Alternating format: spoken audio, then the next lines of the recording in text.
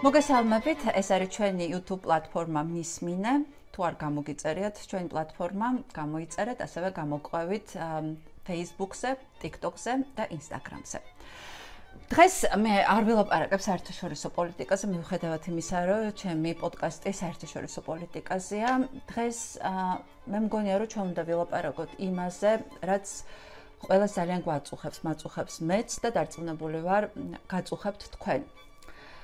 48 წლის ვარ და აქედან 27 წელი ვარ ჟურნალისტი, ძალიან ადრე დავიწყე ჟურნალისტობა და გამოვლილი მაქვს ამ ქვეყნის ყველაზე მნიშვნელოვანი მოვლენები, ამ მოვლენების შუაგულში ყოფილ ვარ, მაგრამ ვინმე რომ მკითხოს, მიუხედავად იმისა, რომ ომის გადატანილი გვაქვს, რა იყო ჩემთვის ყველაზე მძიმე პერიოდი, მე ვიტყვი, რომ ეს პერიოდი ახლაც გრძელდება, ის დაიწყო შემოდგომაზე და შემოდგომიდან მოყოლებული მე პერსონალურად გავდივარ ძალიან ბევრ ფაზას. ეს იყო ძალიან დიდი გაბრაზების ფაზა, შემდეგ დიდი ბრძოლის ფაზა, სიხარულის ფაზა, იმედის ფაზა, შემდეგ საშინელი დაღლილობის იმედგაცრუების, შემდეგ ცოტა შეგუების, შემდეგ იმედის დაბრუნების და ასე გრძელდება დღემდე. ეს იყო და ეს არის ძალიან მძიმე პერიოდი ჩემთვის, ყოველდღიურად და ყოველ დღე მიწევს საკუთარ ემოციებთან ბრძოლა. თუმცა ერთ დღეს მივხვდი, რომ აუცილებლად რაღაც უნდა შემეცვალა იმისათვის, რომ გადარჩენილიყავი. და პირველ რიგში რაც მოვიფიქრე, არის ის, რომ და იყო ის, რომ აღარ უნდა გავბრაზებულიყავი. და ყველა ინფორმაცია, რომელიც ჩემში ამ საშინელ ბრაზს აღძრავდა, აღარ უნდა წამეკითხა, იმიტომ რომ ეს ბრაზი მართმევდა სასიცოცხლო ენერგიას და ენერგია არაფრისთვის აღარ მრჩებოდა და რასაკვირველია, შემდეგ ეს საშინელი სიბრაზე იმედგაცრუება, უსამართლობის განცდა აისახებოდა ჩემს ფიზიკურ მდგომარეობაზეც. ამიტომ შევეში ყველაფრის იმის წაკითხვას, მოსმენას, რაც საშინელად აღმაშფოთებდა და მაბრაზებდა. ან თუ ვკითხულობდი, ვცდილობდი, რომ შემენარჩუნებინა სიმშვიდე და რაღაცა დისტანცირება გამეკეთებინა ამ ამბიდან. მეორე რაც ვიფიქრე, რომ აუცილებლად უნდა გამეკეთებინა, იყო ეს, რომ რუტინა შემეცვალა და გადავწყვიტე დამეწყო წიგნის თარგმნა, რომელიც მანამდე არასოდეს არ გამიკეთებია, მიუხედავად იმისა, რომ პატარა სტატიები მითარგმნია. ფიქრობდი, რომ წიგნის თარგმნა დამეხმარებოდა იმაში, რომ რაღაცა რეჟიმი შემეცვალა და 3-4 საათი მაინც სხვა სამყაროში გადავსულიყავი, ტვინი დამესვენებინა და მეფიქრა სხვა რამეზე და ამან მართლა ძალიან მიშველა, რაღაც განსაკუთრებით პირველი 2 თვის განმავლობაში რაღაც თითქოს გამურჯამთელდი ფსიქოლოგიურად და ფსიქიკურად. და ამას დაემთხვა შემდეგ მთავარის დახურვა. და მე მივხვდი, რომ მე პერსონალურად ეგა კვესიტაძეს არაფრის გაკეთება არ შემეძლო, არანაირი ბერკეტი არ ქონდა, პროცესები იყო ჩემი კონტროლის მიღმა. ამიტომ ვიფიქრე, რომ მოდი გავაკეთებ ისეთ რამეს, რაც ჩემი კონტროლის ქვეშ იქნება, ჩემი კონტროლის ქვეშ იქნება, რასაც შევწუდები, გავწუდები და რაც ასევე რაღაც საზოგადოებას გარკვეულ სიკეთეს მოუტანს. და სწორედ მაშინ გადავწყვიტე ამ YouTube არხის გაკეთება, რომელიც ჩემი ძალიან დიდი ხნის ფიქრი და ოცნება იყო და მაშინ მივხვდი, რომ დრო იყო, რომ ეს ჩემი ოცნება გამეხორციელებინა და რაღაც ჩემი ყოველდღიურობისთვის მიმეცა აზრი და მართლაც მოვახერხე ეს და დღეს აი ეს სწორედ ამ პლატფორმიდან გელაპარაკებით და მაშინ მივხვდი ასევე იმას, რომ თითოეულ ადამიანს სჭირდება გააკეთოს და ფოკუსირება გააკეთოს თუნდაც ძალიან პატარა საქმეზე, რომელიც მას შეუძლია, მის ძალებს არ აღემატება, რაღაცა პატარა საზოგადოებრივი სიკეთე მოაქვს და შეუქმნის განცდას, რომ რაღაცა მხოლოდ ბრაზით კი არ ცხოვრობს, არამედ რაღაცას აკეთებს იმისათვის, რომ რეალობა შეცვალოს, მიუხედავად იმისა, რომ ეს რაღაცა შეიძლება ძალიან პატარა იყოს. და იმ დღეს წავიკითხე ელენე ჯაფარიძის ძალიან საინტერესო სტატუსი, რომელიც იყო იმაზე, რომ ბრაზი აღარ არის ის ძალა, რომელიც ჩვენ ამ პროტესტს გაგვაგრძელებინებს, რომ ჩვენ გვჭირდება რაღაც ახალი იმისათვის, რომ ენერგია ხელახლა მოვიკრიბოთ, რაღაცნაირად ხელახლა აუდგეთ ფერფლიდან, ამ რაღაცა ფრუსტრაციის ფერფლიდან და ბრძოლა გავაგრძელოთ და გავაგრძელოთ იმის კეთება, რაც არა მარტო ჩვენ დაგვეხმარება, არამედ საზოგადოებისთვისაც კარგი იქნება და იმ დღიდან მოყოლებული ვფიქრობ, რომ ელენესთან ინტერვიუ ჩავწერო. მე ვფიქრობდი, რომ მე ხო საერთაშორისო პოდკასტი მაქვს, მე მივხვდი რა უნდა შემეზღუდა თავი მხოლოდ ჩემი გადაცემის სახელწოდების მიხედვით და ამიტომ გადავწყვიტე, რომ პერიოდულად არა მხოლოდ საერთაშორისო პოლიტიკაზე ვილაპარაკებთ, არამედ იმ თემებზე, რომელიც გვაწუხებს, რომელზე ლაპარაკიც აუცილებლად გვჭირდება და დღეს ელენე ჯაფარიძესთან მექნება საუბარი. ელენე არის ფსიქოლოგი, ფსიქოთერაპევტი, ასევე მწერალი, წიგნიც გამოუშვა. ელენე, ძალიან დიდი მადლობა, რომ ხარ ჩემთან ერთად და მე მინდა რომ დღეს ვილაპარაკოთ იმ თემებზე, რომელიც დარწმუნებული ვარ, ძალიან ბევრ ადამიანის ემოციას შეეხება და ძალიან ბევრი ადამიანი ამოიცნობს თავის თავს, თუნდაც იმ მაგალითებით, რომელზედაც მე ვისაუბრებ ჩემი პირადი გამოცდილებიდან, იმიტომ რომ დღეს ჩვენ პერსონალურადაც გავდივართ ჩვენს ინდივიდუალურ რაღაც გზას, როგორ დავძლიოთ ის ძალიან მძიმე კრიზისი, რომელშიც აღმოვჩდით, როგორ გაუმკლავდეთ ახალ რეალობას, რომელთვისაც ჩვენ არ ვიყავით ფსიქოლოგიურად მზად, იმიტომ რომ ყველაფერი ამისკენ მიდიოდა, მაგრამ ერთბაშად ძალიან ბევრი რამე მოხდა, მაგრამ გარდა ინდივიდუალური გზებისა ჩვენ რაღაცა კოლექტიურადაც ერთ გზას გავდივართ. მე რუსთაველზე რომ მივდივარ და ველაპარაკები ადამიანებს და რომ ვეკითხებით როგორ ხარ, ვიცი პასუხი უკვე და იმათაც იციან მე როგორ ვარ, მეც ვიცი ისინი როგორ არიან, იმიტომ რომ ზუსტად იდენტურია ჩვენი მდგომარეობა. და შენი ეს სტატუსები იყო ძალიან დროული და იმითაც მივხვდი, რომ ძალიან ბევრმა ადამიანმა გააზიარა, ძალიან დიდი გამოხმაურება ჰქონდა და დავინახე საჭიროება იმისა, რომ ამაზე რაც შეიძლება მეტი ვილაპარაკოთ, დიდხანს ვილაპარაკოთ, მათ შორის ერთმანეთს გაუზიაროთ პერსონალური გამოცდილებები და ეს პერსონალური გამოცდილებები რაღაცნაირად დაგვეხმარება ყველას ერთად. მოდი დავიწყოთ აი იმ სტატუსიდან, რომელმაც მე ამ გადაცემის ინსპირაცია მომცა. თქვი, რომ დაწერე, რომ ბრაზი არ არის სწორი გზა, რითაც ჩვენ ეხა რამაც უნდა გვამოძრაოს, იმიტომ რომ ბრაზი არის მაინც ხანმოკლე, ის კი ძალიან აგვანთებს, მაგრამ მალევე ქრება, ამიტომ გჭირდება რაღაცა ახალი რამ ხელჩასაჭიდი და ეს არის იმედი. ძალიან დიდი მადლობა, ეკა. მიხარია ამ სტუდიაში ყოფნა და ძალიან დიდ წარმატებას ვუსურვებ შენს ამ წამოწყებას და ძალიან საინტერესო პროექტია და განსაკუთრებულად გრძნობ ახლა თავს, რომ პირველი სტუმარი ვარ, რომელსაც უწევს ამ ლოკალურ კონტექსტს და ამ ლოკალურ კონტექსტში გარკვეული ანალიზის შემოტანა, ხო? რა გზას გავდივართ? ანუ პირველ რიგში უნდა აღვნიშნოთ, რომ ნებისმიერი ადამიანი, რომელიც ამ ქვეყანაში ცხოვრობს, ძალიან მძიმე გზას გადის, იმიტომ რომ შენ ახსენე, რომ იმისთან მიუხედავად, რომ ჩვენ გარკვეული მოლოდინი და დაშვება გვქონდა, რომ შეიძლება რაღაცა ძალიან მძიმე პროცესები წამოსულიყო, მაინც ეს დაშვება არ დაგვეხმარა, რომ ჩვენ არ ყოფილიყავით შოკში, როდესაც დაიწყო რეპრესიული პოლიტიკა, ხო? და მე ახსნი რატომ?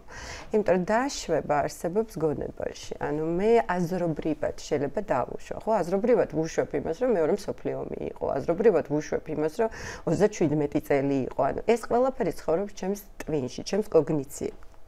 მაგრამ ის რაც ხდება რეალობა და რის წინაშეც მე ხდები, ანუ პირდაპირ ვეჯახები. ეს მხოლოდ უკვე გონებაში კი აღარ არსებობს, არამედ მთლიანად მომიცავს. ანუ მთელ ჩემს ემოციურ სისტემას მოიცავს, მთელ ჩემს ფსიქიკას მოიცავს და შესაბამისად ამიტომაც ვარდები შოკში. რომ ერთია რომ მე, ოკეი, შეიძლება რაღაცა მოხდეს და კიდევ სადღაც არსებობს ვარიანტი, რომ იქნება და არ მოხდეს და როდესაც უკვე ხდება და მე ამ სურათის წინაშე ვდგევარ და რაც თავარია ეს ყველაფერი განსაზღვროს უკვე მთელ ჩემს ცხოვრებას აწმყოს მომავალს და ყველაფერი მე მეხება, მე უკვე ძალიან მძიმე ფსიქოემოციური მდგომარეობა იწყება. ის რაც არის დაგეგმილი, როდესაც ნებისმიერი რეჟიმი იწყებს რეპრესიულ ტაქტიკას, ხო? ეს არის კარგად დაგეგმილი, რომ ეს იყოს ძალიან სწრაფად, ეს იყოს ძალიან ესეთი ძლიერი, ან მოგუდო მთლიანად იმისთვის, რომ ადამიანებმა ვერ მოასწრონ საერთოდ გააზრება რაში არიან და უკვე რომ მოვა აზრზე რაში ვარ, ანუ გამოვა შოკიდან და ჩაირთვება რაციონალური აზროვნება, ანუ ჩაირთვება შუბლის წილი და დაიწყებს გაცნობიერებას, რომ ღმერთო ჩემო აბსოლუტურად სხვაგან ვარ, უკვე არის გვიანი. ძალიან ბევრი ნაბიჯია უკვე გადადგმული იმ რეჟიმის მიერ და მე კიდევ ვიყავი შოკში, იმიტომ რომ შოკის მდგომარეობას რა აქვს? გვაშეშებს. ანუ ფაქტობრივად ჩვენ ერთ-ერთი ძალიან დიდი გამარჯვება, რომელსაც მე მაგალითად არასდროს არ დავუკარგავ არ ჩემ თავს და არც საქართველოს მოქალაქეებს არის ის, რომ ამ ხელა შოკის მიუხედავად, რომელშიც ჩვენ აღმოჩნდით, ჩვენ მაინც მოვახერხეთ წინსვლა. აი ეს წინსვლა, ანუ ის რომ ჩვენ ყოველჯერზე ვაფიქსირებდით აღშფოთებას, წინააღმდეგობას, იმას რომ მე შენ მარტივად არ დაგნებდები, რომ ამ უსამართლობაზე მე ხმას ანუ არ გავჩუმდები და ხმას მაინც ამოვიღებ და ამოვიღებ, ეს არის ქმედება, ხო? ეს არის წინააღმდეგობრივი ქმედება, რომელიც იყო თავიდან ბოლომდე ძალიან დიდ ბრაზზე დაფუძნებული. ანუ ბრაზი ჩვენ დაგვეხმარა რომ პირველი ძალიან დიდი ტალღა მუხტი ამ ყველაფრის გადაგვეტანა ქმედებაში და ხალხს გამოეჩინა თავისი ნება, რომ მე ამის წინააღმდეგი ვარ და ესე მარტივად არ გამოგივა.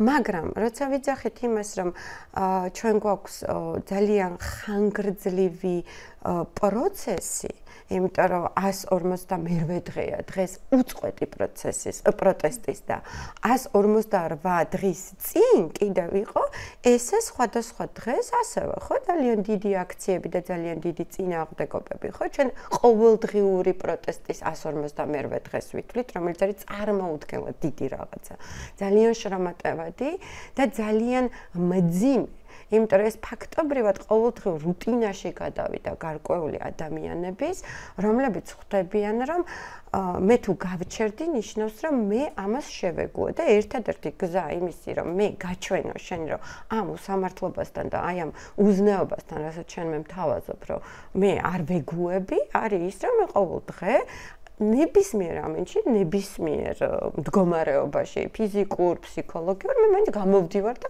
გაჩვენებ ამას ქმედებაში. მაგრამ მანამდე ჩვენ რამდენი რაღაცა გავაკეთეთ, ხო? რამდენი ემოცია, რამდენი ტკივილი, რამდენი შეჯახება უსამართლობასთან, რამდენი იმედი იმისა, რომ ეს დიდი მობილიზებული ერთობა და ძალა და წინააღმდეგობა იქნებოდა დანახული. და ყოველ ჯერზე რას ასკდებოდა ადამიანი უგულავყოფას, გაუფასურებას, ან ტყუილა უბრალოდ არ ხდებოდა იმაზე ლაპარაკი, რომ როდესაც 300,000 კაცი იდგა, რომ 5,000 იდგას. ეს მათემატიკა ძალიან კარგად იციან.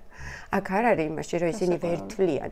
ეს იყო ზუსტად ის დევალვაციის მექანიზმი, რომელიც კიდევ უფრო მეტად გაბრაზებს რაღაცა დროის განმავლობაში, მაგრამ ხანგრძლივ პერსპექტივაში, საბოლოო ჯამში ისეთი იმედგაცრუებისკენ მიყავხარ, რაც არის იმის ამოცანა, რეჟიმის ამოცანა არის, რომ შენი გაბრაზება გადააგოროს და შენ მიგიყვანოს უკვე აპათიის მდგომარეობამდე. ამიტომ თავიდან გაბრაზებს, შენს ბრაზობ, ამ ბრაზს გამოხატავ, მაგრამ ჩვენ არ უნდა დაგვავიწყდეს, რომ საზოგადოება შედგება ინდივიდებისგან და თითოეულ ინდივიდს აქვს თავისი ემოციური რეზერვუარი. და ნებისმიერი ემოციური სხვადასხვანაირია, ხო? აბსოლუტურად სხვადასხვანაირია, მაგრამ ნებისმიერი ემოციური რეზერვუარი იწურება. ნებისმიერი. და იწურება არა იმიტომ, რომ ჩემი ფასეულობათა სისტემა შეირყა პირიქით, არ ვიცი, მე ერთი ფასეულობათა ღერძიდან გადავედი მეორეზე და აღარ მადარდებს ის, რის გამოც ბრაზობდი. არა, იწურება იმიტომ, რომ მე უნდა გადავრჩე.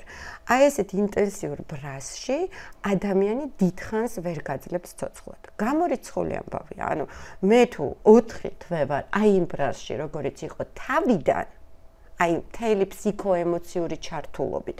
მე უბრალოდ შეიძლება ინფარქტით მოკვდე.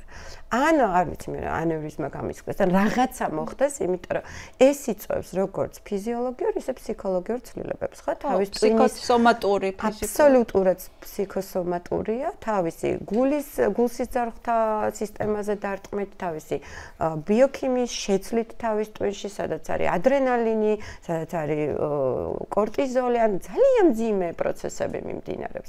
ამიტომ ორგანიზმმა უნდა დაიწყოს ბრაზის განდემა. ანუ მე დავიწყე ამის გაკეთება ინსტინქტურად, ხო, ორგანიზმმა მიბიძგა ამისკენ, ხო?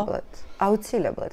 იმიტომ რომ ადამიანი, როდესაც იბადება, მისი მთავარი ამოცანა არის გადარჩეს. ნებისმიერ სიტუაციაში გადარჩეს.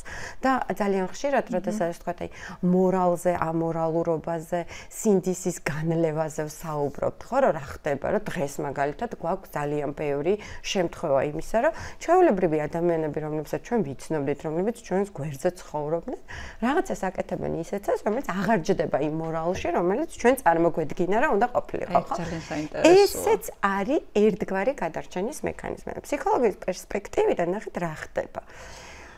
რა დროს ითიშება მორალი, როდესაც არის ჰიპერტროფირებული შიში, ანუ ყველგან არის შიში. არა აქვს მნიშვნელობა მე ლოიალური ვარ იმ ხელისუფლების მიმართ თუ არა. არა აქვს მნიშვნელობა მე მათ მხარს ვუჭერ თუ არა. პირიქით, ლოიალურიც კი ზოგჯერ იმიტომ ხდები, რომ ძალიან დიდია შიში. და ფსიქიკა მიბიძგებს, რომ მოდი აგრესორისადმი გახდი ლოიალური, რომ შენ ზუსტად ისე არ მოგექცენ, რასაც შენ ხედავ, რომ იმ მეორე ჯგუფი მტერი, რომელიც შექმნეს, როგორ ექცევიან. და იმისთვის, რომ მე იმ ჯგუფში არ მოვხვდე და მე არ განვიცადო ყველაფერი ის, რასაც ვხედავ, რომ ასე ექცევიან, რას აკეთებს ჩემ ფსიქიკა? ფსიქიკა პირველი თიშავს სირცხვილს. აბსოლუტურად ითიშება, ანუ ბლაგდება ახარ არის. სირცხვილის განცდა არის დაბლაგვებული. როგორც კი სირცხვილის განცდა ბლაგდება, გვაქვს მეორე მექანიზმი. ხდება პასუხისმგებლობის დიფუზია. ნახეთ?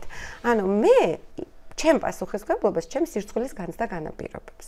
ანუ მე მინდა რომ რაღაცა კარგად გავაკეთო და სწორად, იმიტომ რომ მე მეშინია რომ თუ ამას არ გავაკეთებ, შევრცხვები, რაღაცა გარკვეული ჯგუფისთვის მისაღები აღარ ვიქნები.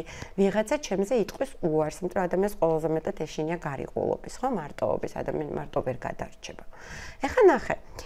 ამ ჯგუფთან მე თუ ვარ მიკერძოებული, რაღაცნაირად ლოიალური, იმიტომ რომ ხვდები, რომ ეს არის აგრესორი, ამის ხელშია ძალაუფლება, ვინც არ მოსწონს, აი ესე ექცევა, სხვა რა უნდა გავაკეთო, უნდა გადავრჩე.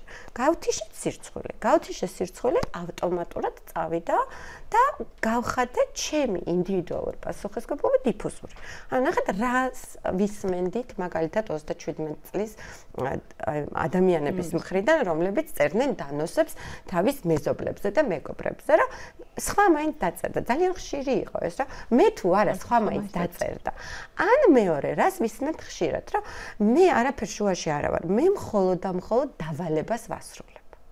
სად არის ჩემ პასუხისმგებლობა? დიფუზურია. ასე აიხმანი ზუსტად მაგას ამბობდა, რომ ის საკონცენტრაციო ბანაკებში ხალხს აგზავნიდა და აწამებდა, იმიტომ რომ დავალებას ასრულებდა. დავალებას ასრულებდა. არ არის და გათიშული. ბოროტება ხდება ბანალური, იმიტომ რომ დავალებას ასრულებდა. მესამე მომენტი, რაზეც ძალიან კარგად მიდის სამუშაო არის თვითონ მორალური პრიზმის მთლიანად დაანგრევა და ახალი მორალის აშენება. ნახეთ, ის რაც ითვლებოდა, რომ გმირი, რომელიც ითვლებოდა, რომ იყო გმირი, გეუბნებიან, რომ გმირი აღარ არის.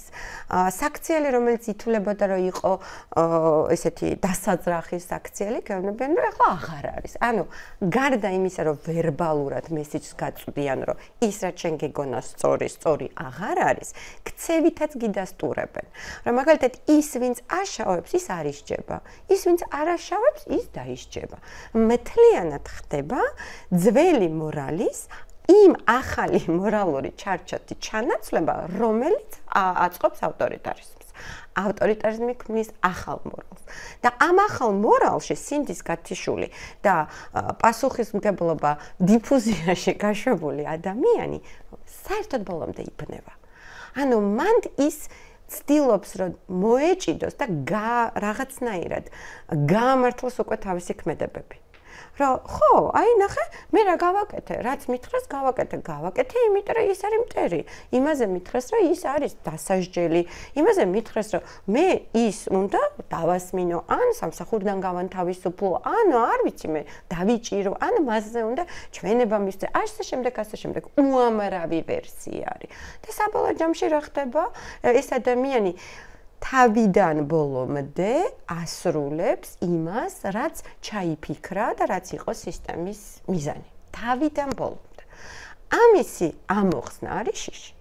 იმიტომ რომ მასაც ისევე ეშინია, მე ვერავინ ვერ დამარწმუნებს, რომ დღეს საქართველოში ადამიანები განურჩევლად იმ ხალხისა, ვინც არის ლოიალური თუ არალოიალური რეჟიმის მიმართ, ცხოვრობენ შიშის გარეშე. არ არსებობს.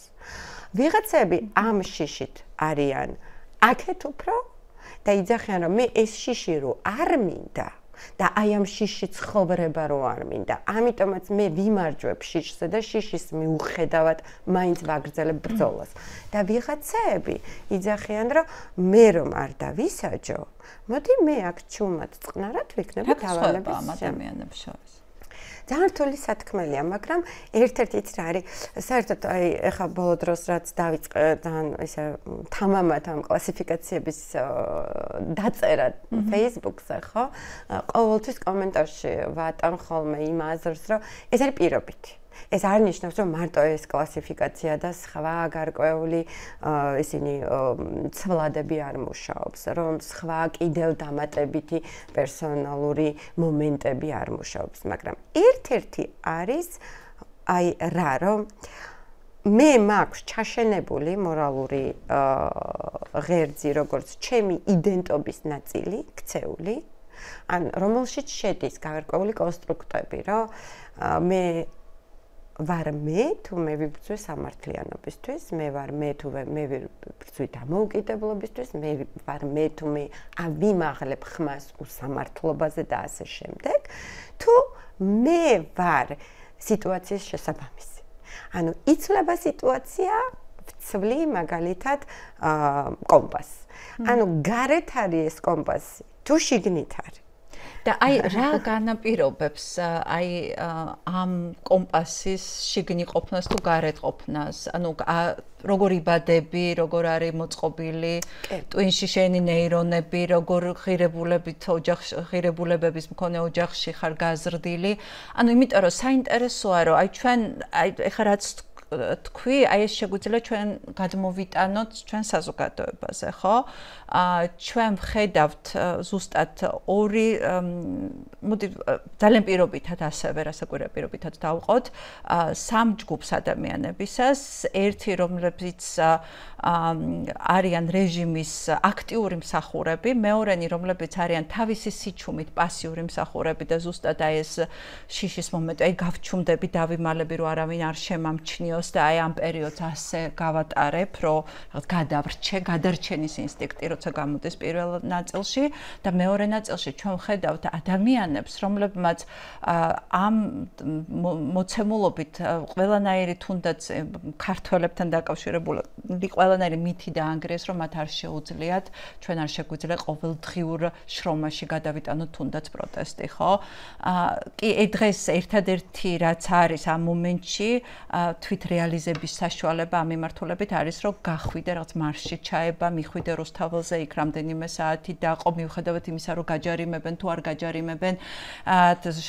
კი, ვის არ აქვს დისკომფორტი, რომ ჯარიმა აქვს და დაყადაღებული აქვს საბანკო ანგარიში, მაგრამ მიუხედავად ამისა, ანუ რა განასხვავებს ამ ადამიანს? შეიძლება ეს ორი ადამიანი იყოს ერთი ოჯახიდან წამოსული, ანუ ამ გასაგებია რა აძლევს, რა ეს თვითგადარჩენის ინსტინქტი როგორ მუშაობს, მაგრამ ამ ადამიანებს, რომლებიც აი დაუღლელები არიან ადამიანები, რომელთაც ერთი დღეც არ ჩაუგდიათ, რომ არ გასულიყვნენ გარეთ, აი რაღაცა თუ ძალიან ცუდად არიყვნენ, რაღაც არ მოხდა ისეთი მათ იმ დღეს, ხო?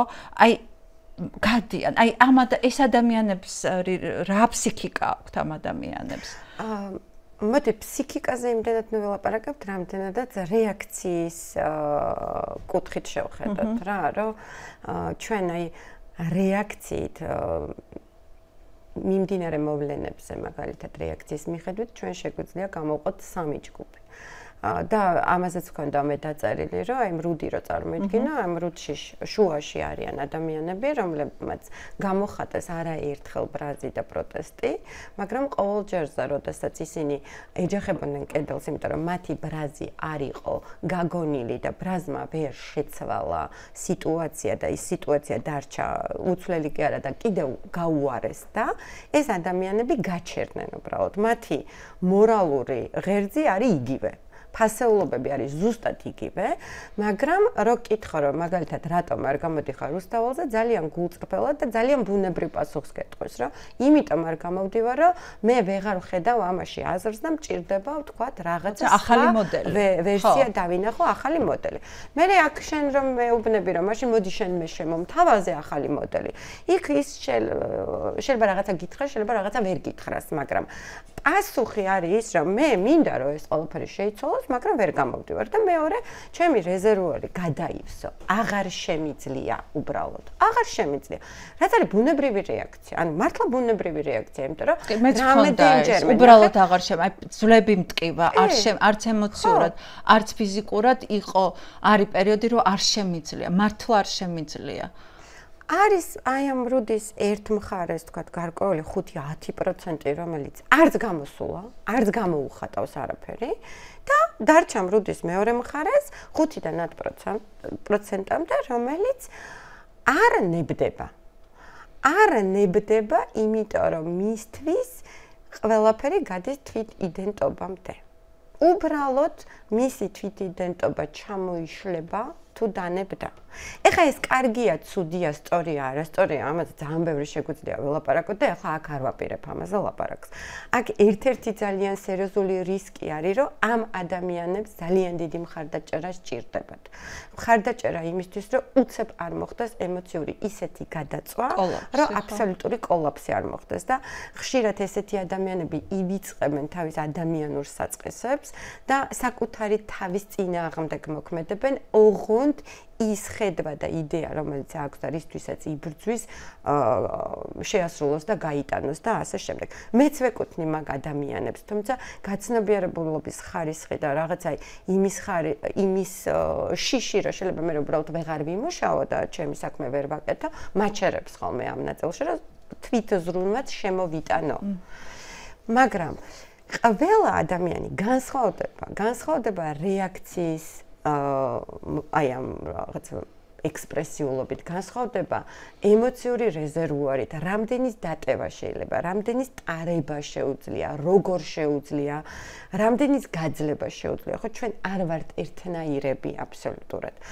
ის კლასიფიკაცია, რომელსაც წარმოადგენენ ადამიანები, რომლებიც ყველაზე გვიან ჩერდებიან და ყველაზე დიდხანს არიან აი ამ დრაივში, რომ იქნება და ჩემი სვლით მე მაინც შევცვალო. არიან ადამიანები, რომლებიც არიან მედეგები უფრო მეტად, აი ამ რეაქციის და გარემოსთან შეჯახების ამბავში, არიან ადამიანები, რომლებსაც აქვთ ძალიან ძლიერი შინაგანი ღერძი გარკვეული რწმენებისა, რომ ჩემი მისია, ანუ ჩემს ცხოვრებას აზრი აქვს, თუ მე ვარ უსამართლობის წინააღმდეგ, თუ მე ვიბრძვი უსამართლობისას, თუ მე არ ჩუმდები მაშინ, როცა ყველა გაჩვენებული. ანუ მე იდენტობა არის ამაზე აშენებული. არიან ადამიანები, რომლებიც საკუთარ თავში, ანუ თვითრეფლექსიას აწარმოებენ და ძალიან ბევრ კითხვებს ვსვავენ. ანუ ეს როდესაც საუბრობ ხოლმე განათლებულობაზე მაგალითად, ხო, მე არ ვიძახი, რომ ის მეორე ნაწილი არ არის განათლებული, რაც ლაპარაკობ, მაგრამ განათლებულობაში ერთ-ერთი მომენტი არა დიპლომი, არამედ აზრობრივ განათლებაზეა საუბარი. ანუ მე რა კითხვებს უსვავ საკუთარ თავს, რისთვის გავდივარ, რა მისიისთვის გავდივარ, რისთვის ვიბრძვი, ყოველ ჯერზე როგორ თვითრეფლექსიაში ვარ, რა პასუხები მომდის, რომ მე თუ გავჩერდი, რა ხდება. და აი ეს არასვენებს, აი ეს. და სხვა შორის აი ხო რაღაც ასაკში ხდება ადამიანის ჩამოყალიბება და მე სულ მახსენდება ვიყავის უნივერსიტეტის სტუდენტი, მუშაობდი პრაქტიკულ მაშინ პირველი კურსიდანვე. და ნუგზარ ფოფხაძე იყო მაშინ დეკანი. და რაღაც სხვა საქმეებშიც იყო ზუსტად აღარ მახსოვს ამბავი, მაგრამ იყო რაღაც ასლან აბაშიძესთან დაკავშირებული და სტატიას წერ 7 დღისთვის და ნუგზარ ფოფხაძეზე უნდა დავწეროს რაღაცა ძალიან კრიტიკული და ცუდი და ამ დროს უნივერსიტეტში ძალიან იშვიათად დავდივარ, იმიტომ რომ არანაირ ცოდნას არ მაძლევს და არც დრო არ მაქვს და ვფიქრობ, რომ ეხლა ზუსტად მახსოვს ის მომენტი, რომ ფიქრობთ, რომ ეხლა ეს რო დავწერო ამკაც შეუძლია მე უნივერსიტეტიდან გამომაგდოს.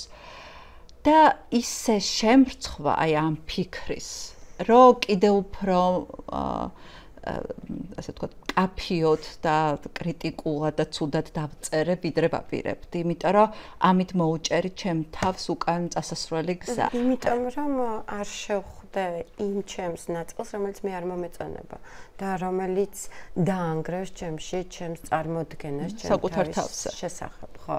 და ჩვენ მე თუ მაქვს ძალიან მაღალი სტანდარტი და ამ სტანდარტს პირველ რიგში ჩემ თავს თხოვდა მე სხვებს, ხო? მე თუ დავუშვი, რომ მე შეიძლება გარკვეული კომპრომისი გავაკეთო ჩემი შიშის გამო, მე აღარ მომწონს ის ჩემი თავი და მე მირჩევნია რომ ამ შიშთან ერთად გადავდგა ნაბიჯი, ანუ არავინ არ იფიქროს რომ იმ ხალხს მაგალითად იმ 5-დან 10%-ს რომელსაც გულისხმობ რომ შედარებით უფრო რეაქციაში მედეგები არიან და წინააღმდეგობაში უფრო მედეგები აღმოჩნდნენ, არ ეშინია. ამ ხალხს ეშინია. მაგრამ ნახეთ, ეს შიში არის გაცნობიერებული და შიშის მიუხედავად მე მაინც ვაგრძელებ ქმედებას. შიშის მიუხედავად მე მაინც მოძრაობ. ანუ ეს არის გარკვეული კასტა ფსიქოტიპაჟების, რომლისთვისაც სიცოცხლე მოძრაობასთან არის დაკავშირებული. გაჩერება პირდაპირ სიკვდილის ტოლფასია. ყველაფერში ეგრე იქნება, ნახეთ, ჩვენ რო ჩავყვეთ და დეტალურად ჩავყვეთ, თქო, თითოეულ ფსიქოპერსონოლოგიას, ხო? აუცილებლად რომ გაჩერების ამ ხალხს პაუზაში ყოფნისაც შეეშინება. მე ვიცი ჩემი ამბავი, რომ მე პაუზა არ მიყვარს, ანუ სანამ მოძრაობ, მაგ განცდა რომ ცოცხალი ვარ და მით უმეტეს, როდესაც გარშემო კრიზისია და ძალიან ბევრი რაღაცა არის, რისი გაკეთებაც მინდა და ვერ ვაკეთებ, იმიტომ რომ შემიკრას ხელფეხი, ხო? ძალიან ბევრ რაღაცას ვერ გავაკეთებ.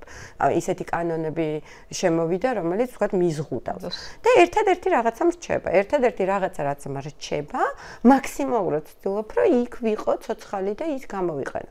მაგრამ ყოველთვის არის საფრთხე. საფრთხე იმისა, რომ ისე გავშეშდე ან ისე წავიქცე, რომ ვერც მივხვდე. ანუ წინასწარ სიგნალი, რომელიც მოდის, ვაიგნორებ, არ იმაშვები, არ ვაქცევ ყურადღებას და რაღაცა მომენტში ეს სიგნალი ძალიან დამარტყავს. ხო და ახლა დავფიქრდი ზუსტად მაგაზე, რომ თქვი რომ დახმარება ჭირდება ამ ხარდაჭერა. ხო. ხარდაჭერა. იმიტომ რომ მართლაც რაც არ უნდა გაბედული იყო, რაც არ უნდა მედეგი იყო, რაღაც ადამიანის შესაძლებლობები ამოწურვადია. ხო, მათ შორის ემოციური შესაძლებლობები, ფიზიკური შესაძლებლობები. ერთ დღეს უბრალოდ შეიძლება ფეხები აღარ დაგემორჩილოს, რომ თქვათ გახვიდე. უბრალოდ ორგანიზმა გითხრას უარი, რომ არ შეუძლია. მე მქონია ეგეთი პირადი გამოცდილებაც, ხო, რაღაცა პერიოდები მაქვს, როცა ორგანიზმი თვითონ მკარნახობს, რა შემიძლია და რა არ შემიძლია. რა შეგვიძლია, რა ტიპის დახმარებაზე ვლაპარაკობთ, ხარდაჭერაზე ვლაპარაკობთ? პირველ რიგში იმის, რომ ლეგიტიმური უნდა გავხადოთ და აი ამაზე ძალიან ბევრს ფიქრობ, რომ იმის მიუხედავად, რომ რაღაცა ერთ გუნდად ავღვიქვებით, ხო? ანუ რაღაცა პროტესტანტების გუნდი, რომელიც წინააღმდეგობაში არის, ხო? მაგ გუნდში თითქოს და ლეგიტიმური არ არის, რომ მე შეიძლება დავიღალო. ხო. ანუ შეიძლება იქ არანაირი კანონი არ არსებობს, რომელიც მიგრძალავს დაღლას. მაგრამ დაუწერელი კანონი არსებობს, იმიტომ რომ როდესაც აქეთ ამ ხარესაც ძალიან ხშირად გაუთვითცნობიერებლად ხორციელდება სხვადასხვა ვერბალური თუ ტექსტუალური მესიჯი, რომ სადახარ, როგორ შეიძლება რომ ორი დღე ჩააგდო, ერთი კვირა რო არ მოსულხარ და იქ რაღაცა, არ ვიცი მე Facebook-ზე ის ნახე story რო შენ იქ კაფეში ზიხარ ან რაღაცა, ხო? ეგეთი. გინდა არ გინდა ეს თავის დამატებით სირცხვილს და შიშს ბადებს, რომ მე ამაზე უფრო მნიშვნელოვანი საქმე დღეს არ მაქვს და როგორც კი ამ საქმეს გადავუხოვ და ვიწყებ ჩემს ადამიანურ ნაწილზე ზრუნვას იმისთვის, რომ ეს საქმე გავაგრძელო სინამდვილეში და შევძლო, რომ ვიყო კიდევ უფრო დიდ ხანს ქმედითი, მე ეს შეიძლება არასწორად ინტერპრეტირდეს, ანუ უცებ შეიძლება გადამისრონო მოღალატეთა ბანაკში.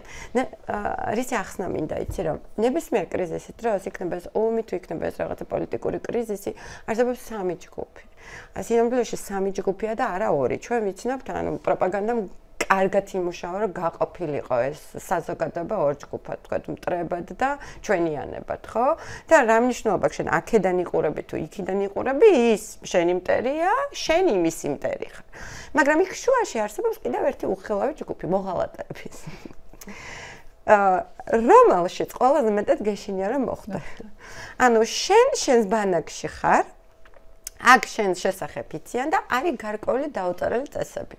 რომ თქვათ ყოველდღიურად თუ არა კვირაში ერთხელ მაინც შენ ამას აკეთებ, იმას აკეთებ, ასე იქცევი, ისე იქცევი, ამას წერ, ამას არ წერ, ესეთ კითხვას არ სვავ, არავის არ უთქვამს, მაგრამ რაღაცა გარკვეული წესები შეიქმნა, რომელიც არ შეიძლება იქცეს წნეხად.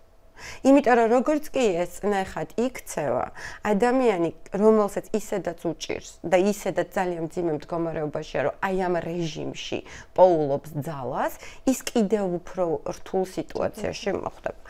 უნდა გახდეს ლეგიტიმური სიტყვა, რომ მე დავიღალე.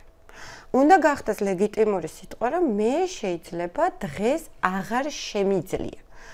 და არ უნდა იყოს ეს ასოცირებული, რომ თითქოს მე თუ დავიღალე სამუდამოდ. არა, არ დავიღალე მე სამუდამოდ, დღეს დავიღალე უბრალოდ. დღეს დავიღალე ნიშნავს დღეს დავიღალეს. და თუ მე მივცემ ჩემ თავს უფლებას, რომ ამ ემოციაში და დაღლაში აღარ ვებრძოლო ჩემ თავს და შინაგან კონფლიქტში არ ვიყო და არ დავხარჯო კიდევ უფრო მეტი დრო და ენერგია შინაგან კონფლიქტში.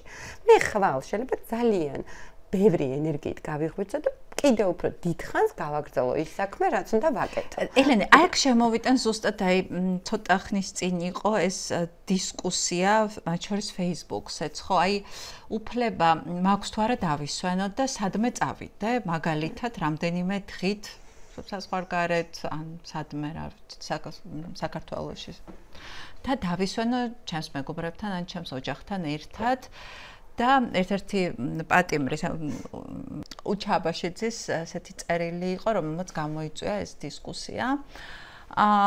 და ეწყინა, რომ მისი მეგობარი გუდაურში მიდიოდა სასრიალოდ და ამან გამოიწვია, ასე თქვა, აზრთა სხვადასხვაობა.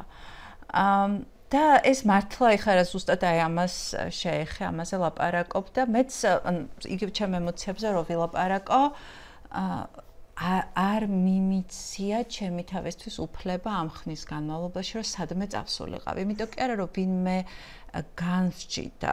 შეიძლება ესეც ყოფილიყო, მაგრამ უბრალოდ ფიქრობდი, რომ არ შემიძლია სხვაგან ყოფნა. აი აქ მინდა ცუდად ვიყო და აქ მინდა ვიყო, იმიტომ რომ იქ თუ კარგად ვიქნები, სინდისის ქეჯნა დამეწყება. ან არ მინდა პაუზა. აი რაც თქვი, აი ამ ემოციურ შეიძლება არ ვერ გავიდე რუსთაველზე, მაგრამ შინაგანად იქ ვარ. ანუ და ეს პაუზა არ მინდა ავიღო, რომ მთლიანად მოვწყდა იმ რეალობას, ხო? მაგრამ მე ერთმა ჩემმა მეგობარმა მითხრა, რომ 3 დღით იყო წასული ოღონდ იქაც რაღაც ემიგრანტებთან შეხვედრაზე პარიზში და თქვა, რომ განცდა მქონდა, რომ ციხიდან 3 დღით გავედი და ძალიან მიშველა ამან, რომ უკან რომ დაუბრუნდი, სხვა ენერგიით დაუბრუნდი და მეც დავფიქრდი, რომ იქნებ მეც ვქნა, იქნებ უფრო უკეთესი იყოს საერთო საქმისთვის, რომ ცოტა დავისვენო, ამის უფლება მივცე ჩემ თავს სინდისის ქეჯნის გარეშე, ხო? ანუ შეგვიძლია ხო ეს გავაკეთოთ?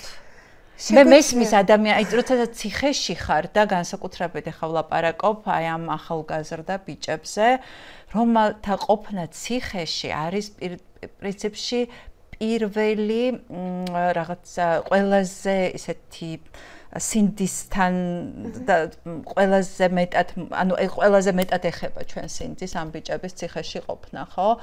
პირველი მოდის ზუსტად ეს ფრაზა, ბიჭები ციხეში არიან, ბიჭები ციხეში არიან. აი ეს არის რაღაცა დამოკლეს מחვილებით დაკიდებული ჩვენზე და არასდროს აი არ გვასვენებს.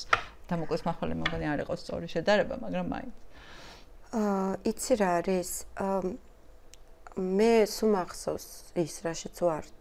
არსად არ მიდის. და სინდის პატიმრები არის ნომერ პირველი, რომელიც არის ჩემი ყოველდღიური წინააღმდეგობის ერთ-ერთი ყველაზე ძლიერი მარცვალი და მოტივატორი, რომლის გამოც მე არ ჩერდები, თქვათ. მაგრამ მე თუ ნახე, ჩვენ თუ ზუსტად ვიცით, რომ ეს ამბავი ერთ კვირაში დამთავრდება, უკანასკნელ ძალებს მოიკრებ და სულ ბოლომდე ამ ერთი კვირის განმავლობაში დახარჯავ ყველაფერს. რაზე ელაპარაკი? მაგრამ ჩვენ ხო არ ვიცით ეს ამბავი როდის დამთავრდება. ნებისმიერ კრიზისულ სიტუაციაში, როცა კრიზისზე მუშაობთ, მაგალითად პირველადი ფსიქოლოგიური დახმარებით, ყველაზე პირველი ამოცანა არის, რომ შენ კრიზისის სპეციალისტი არ გადაგეწვას. ყველაზე პირველი ამოცანა არის, რომ კრიზისის სპეციალისტები აარჩიო ისე, რომლებიც არიან იმ რანგის სპეციალისტები და პროფესიონალები, რომლებიც თავის ლიმიტებს ხვდებიან. იმიტომ რომ თუ შენ კრიზისის დროს სპეციალისტი გადაგეწვა, მაშინ ნიშნავს, რომ იმას დამატებით დახმარება სჭირდება და მთელი შენი რესურსები კიდე იმ გადამწვარ სპეციალისტებზე უნდა დახარჯო. ანუ ძალიან ცუდი რაღაცაა. თუ ჩვენ ვლაპარაკობთ იმაზე, რომ მე როგორც ჩვეულებრივ რიგით ადამიანს, მოდი ვაღიაროთ ჩვენ, ანუ ვიღაცა შეიძლება უფრო მედეგია, ვიღაცა ნაკლებად მედეგია, მაგრამ ჩვენ ყველანი ერთნაირად ადამიანები ვართ. ჩვენ არ ვართ რობოტები, მანქანები და მანქანასაც კი სჭირდება ბენზინი, ხო, რა ჩაასხა და რაღაცა საწვავი მისცე და რატო ვუგულველყოფთ იმას, რომ ჩვენ გვჭირდება საწვავი? მით უმეტეს ისეთ პირობებში, როცა ძალიან ბევრი საკვები ჩვენ წაგვერთვა, ნახე? ანუ თუ კი ჩემი ცხოვრება იყო ძალიან დატვირთული 1 წლის წინ, ერთი წლის წინ არა უკვე. წელიწად ნახევრის წინ და ჩემს ცხოვრებაში არსებობდა დადებითი ემოციური საკვები, როგორც არის თეატრი, როგორც არის კინო, როგორც არის გამოფენა, როგორც არის სილაღე. სადაც მე დანაშაულის განცდის და აი ამ სიმძიმის და აი ამ რაღაცა ცოდნის გარეშე შემეძლო ჩემი თავისთვის მიმეცა უფლება, რომ ყოფილიყავი ბედნიერი ან ლაღი. დღეს ეს აღარ არის, ანუ არანაირი დადებითი საკვები აღარ არის. მხოლოდ არის ნეგატივი. ნეგატივში არ მოიწამლო, გადარჩე და შენ იყო ეფექტიანი და რაციონალური, კონსტრუქტიული და შენ შეძლო წინააღმდეგობა, არა მხოლოდ უბრალოდ წინააღმდეგობა, არამედ სწორი წინააღმდეგობა გაუწიო მთელ აი ამ ძალიან კარგად დაზეთილ მანქანას, რომელიც არის ფანტასტიკურად დაზეთილი და ძალიან კარგად იცის როგორ იმუშაოს, ხო?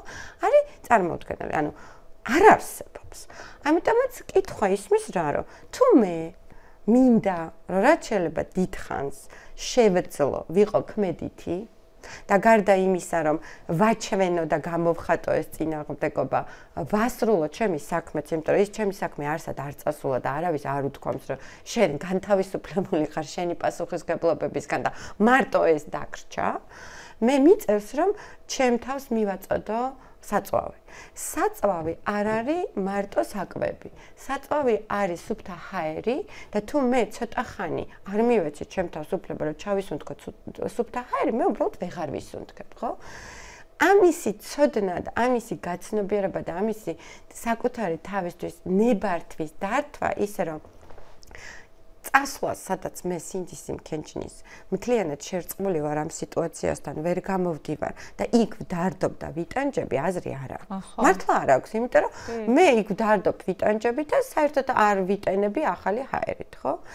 ის რომ მე ჩემ თავს ვაძლევ უფლებას, რომ ამოვისუნთქო 3 დღეს, მე არ მხდის მოღალატედ. არსად არ იკარგება ჩემი დარდი, ბრაზი, იმედგაცრუება, უსამართლობის განცდა, ის რა ქვია, საშინელი შეუპოვრობა იმასთან დაკავშირებით რაც ხდება და ასე შემდეგ. აი, ეს არის ძალიან მნიშვნელოვანი მომენტი. პირველ რიგში იწყება საკუთარი გაჩვენებებით, რომ მე არ მეშინოდეს, რომ 2 დღე თუ არ გავედი, რომ მე ხდები მოღალატე, მე არ ხდები მოღალატე. მე ვიცი რომ მე მესამე დღეს გავალ. და ყველას უნდა გქონდეს უფლება რომ დაიტენოს და გამოვიდეს. ამაზე უნდა ხდებოდეს საუბარი. საერთოდ ზოგადად როგორ არის, იცი რომ აი რატომ არის ეგეთ დროს ძალიან მნიშვნელოვანი კოორდინაცია, ხო? აი როცა ბევრი ხალხია და ყველა ერთნაირი შიშით იტანჯება. რატომ არის მნიშვნელოვანი კოორდინაცია და კომუნიკაცია, რომ ხა მე როდესაც უკრაინის ომი დაიწყო და გავაკეთეთ ეს კრიზისული ინტერვენციის პირველად ფსიქოლოგიური დახმარება, მე ყველაზე დიდი დრო და ყველაზე მნიშვნელოვანი დრო მიმდიოდა კოორდინაციაზე პროფესიონალების, რომ აი შენ რომელმაც 5 დღე იმუშავე, მოდი ახლა შენ გაჩერდი და შემოვიყვანოთ ახალი ის, ვინც გადაიბარებს ამას და მე გავაკეთოთ ესენი ისევ, შენ რომ განიტვირთებ. და არავის არ ქონდა იმის შიში, რომ რამეს არ ასრულებს. იმიტომ რომ ზუსტად იცოდა, რომ მე აი ეს მოჭრილი ჩემი დავალება გავაკეთე, ახლა ცოტა ხანი მე დავისვენებ. ამასობაში არაფერი არ ფუჭდება, იმიტომ რომ არსებობენ სხვა ჯგუფები, ხო? ამისთვის არის ძალიან მნიშვნელოვანი. ერთი პერიოდი ხდებოდა ეს ჩამანაცვლე, ჩემს მაგივრად დადექი და როცა ვიღაცა იწერებოდა პლუსავდა, რომ ხო, მე ვიდგები შენს მაგივრად. ძალიან დიდი ძალა. ძალიან აი ეხლა მინდა რასაც ვილაპარაკოთ, იცი რომ როცა ყავს საზოგადოებაში ორი ესეთი ნაწილი, ხო? ერთი რომელიც არის მთლიანად დაქვემდებარებული შიშს, ანუ ვერ ნახა ძალა თავის თავში, რომ შიში გადალახო შესაბამისად თიშავს, ხო თვითონ თიშავს თუ გონება უთიშავს, არ ვიცი, სირცხვილის გზნობას, ყველაფერს თუ ერთხელ თუ გაშთიშე, მერე სირცხვილის გზნობა და ბევრი რამე გააკეთე, მერე უკვე იძულებული ხარო ის გაამართლო და სხვა, ანუ შენი ტვინის სხვა რეალობაში გადაიყვანო, რომ აი სადაც ყველაფერი ის რაც შენ გააკეთე, გამართლებულია, რაღაცა ახალი მორალური. მაგრამ თუ შეიცვალა სიტუაცია, მერე რეაბილიტაციაც გინდა. კი. ხო, ორი სირცხვილის გზნობის ორი რამე მინდა გითხრა, აი წეგან თქვი, რომ ადამიანებს ყველაზე მეტად ეშინიათ, რომ იზოლირებულები არ აღმოჩნდნენ იმ სოციალური წრისგან, რომლის ნაწილიც იყვნენ და იმ დღეს ერთ ჩემმა მეგობარმა მითხრა ერთმა, რომ აი ჩემი ძველი მეგობრები ან ნაცნობები აქ ვერ გამოდიან, რაღაცა ვერ იღებენ მონაწილეობას თუ არ იღებენ მონაწილეობას პროტესტში, მაგრამ ძალიან განიცდიან იმას, რომ უკვე მათი ქცევა აღქმული არის, როგორც ძალიან მიუღებლად და ცუდად და იმ ორგანული ნაწილი ვეღარ არის იმ თემის საზოგადოების სოციალური წრის, რომლის ნაწილიც იყო და ამიტომ აი რაღაცა არგუმენტებს კიდევ უფრო ხმამაღლა იძახიან, მაგალითად აბანაცები გინდათ, აი ეს არის რაღაცნაირად ხო, აი მე აი ამ ხალხის ფსიქიკა აგვიხსენით, რაღაცნაირად უნდათ იმათთან ერთად იყვნენ, არ გამოდით, ამიტომ ეძებენ არგუმენტებს თავისთვის, რომ რაღაცა გაამართლონ თავისი ქცევა, ხო, მე ადვილად იჯერებენ პროპაგანდას, ეს ხალხი უფრო მოწყვლადია პროპაგანდაზე, იმიტომ რომ პროპაგანდა აძლევს ზუსტად იმ არგუმენტებს, რომელიც მათ ქცევას გაამართლებს. არის ესე? პროპაგანდა საერთოდ არის ძალიან ისე სწორად აგებული იმისთვის, რომ გამოიწვიოს კოგნიტური ეკონომია, ანუ ტვინმა ბევრი არის ფიქროს, დაზოგოს ენერგია, დაზოგოს დრო და პირდაპირ მიიღოს რაღაც გამზადებული შაბლონი. პროპაგანდა არასდროს არ სვავს კითხვას, მაშინაც კი როცა ფორმულირებულია რაღაცა კითხვის სახით, ის არის უკვე პირდაპირ გარკვეული აი ესეთი შაბლონური სქემა, რომელიც ჯდება გონებაში, ხო? პროპაგანდის წინააღმდეგ წასვლა, აი ესეთი დიდი წინააღმდეგობა პროპაგანდისა ნიშნავს იმას, რომ როგორც არის პროპაგანდა აგებული, რაზეც დგას პროპაგანდა, რომ გამოიწვიოს ადამიანში, ანუ გააღიზიანოს ლიმბური სისტემა, რას ნიშნავს? ემოციური, ხო? შეაშინოს. გამოიწვიოს მასში აღშფოთება, გამოიწვიოს მასში შიში, გამოიწვიოს მასში ზიზღი, რაღაცა კონკრეტული ჯგუფის მიმართ და ამის გამო და ამასთან ერთად დააჯეროს ის, რაც უნდა რომ დააჯეროს. რას აკეთებს, როცა ლიმბური სისტემა არის აგზნებული, ეს ფრონტალური, ეს ჩვენი შუბლის წილი ითიშება. შუბლის წილი არის პასუხისმგებელი კონსტრუქტიულ ანალიზზე, რაციონალიზაციაზე, აზრობრივ თელ სქემებს ჩვენ ვამუშავებთ აქ. მაგრამ შიშის დროს მე არ შემიძლია. ან ძლიერი ბრაზის დროს, ან ზიზღის დროს მე არ შემიძლია რომ ვიყო რაციონალური რა. და შესაბამისად ყლაპავ და ვიჯერებ უცებ იმას, რასაც მეუბნებიან. მეორე აი ისევ დავუბრუნდები აზრობრივ განათლებას. აზრობრივი განათლება ნიშნავს იმას, რომ მე ბავშვობიდან ვარ მიჩვეული დავსვა კითხვა რატო. რისთვის, ვისაწყობს, რა უნდა ამითი რა თქვას და მეორე პირდაპირ კი არ ავიღო და მივიღო რაღაცა უცვლელ ჭეშმარიტებად არამედ გადავამოწმო ანუ გავაკრიტიკო გადავამოწმო დავშალო დავმარცლო სხვა საშუალებებშიც ვნახო რა წერია ეს არის უნარი რომელიც ვითარდება სამწუხაროდ მთელი ჩვენი განათლების სისტემაც კი არ არის ამ უნარზე აწყობილი. ნახე, იგივე ჩვენ თაობაში მე გამიმართლა რომ მე 6 სკოლაში ვსწავლობდი, სადაც პერმანენტულად კითხვას სვავდნენ, რატომ და გთხოვდნენ რომ ჩვენი აზრი გვეთქვა. და მგონია რომ ამიტომ არის რომ ძალიან ბევრი ჩემი კლასელი დღეს არის იქ და ისე როგორც არის და უსმენენ მის აზრებს. და სხვა სკოლებში რაც მე მახსოვს, იყო შაბლონი. როგორ უნდა დაგეწერას თავისუფალი თემა. შაბლონი არსებობდა და პირდაპირ თავისუფალი თემა კი არ იყო. შაბლონი იყო. ანალიზი კი არ იყო, სხვისი ნაზრები იყო. და ეს ყველაფერი იწყება დედაშვილის და მამაშვილის ურთიერთობიდან. როდესაც ბავშვი სვავს კითხვას და რატომ ამ კითხვაზე არ უნდა მივცეთ ბავშვს გამზადებული პასუხი, უნდა მივცეთ პასუხი და მოვთხოვოთ იაზროვნოს. აბა შენ როგორ გგონია? აბა შენ რას ფიქრობ? შენ ეს როგორ მოგწონს, რატომ მოგწონს, სად ნახე, როგორ ნახე? აბა მოდი ერთად გადავამოწმოთ. აი ასე იწყება აზრობრივი განათლება, როდესაც ჩვენ პატარა ბავშვს ვასწავლით, რომ გადაამოწმოს, რომ სამყარო არ არის შავ-თეთრი, სამყარო არ არის მარტივი, სამყარო არის მრავალწახნაგოვანი, რომ არ არსებობს მარტო პლუსი და მინუსი. შუაში არის უამრავი გრადაცია. და როდესაც აი აქედან იწყება ნელ-ნელა ამ ტიპის აზრობრივი სქემის აგება, მაშინ ადამიანს აქვს უნარი, რომ მისთვის ტვინის ესეთი კოგნიტური ეკონომია არ იყოს მისაღები ფორმა.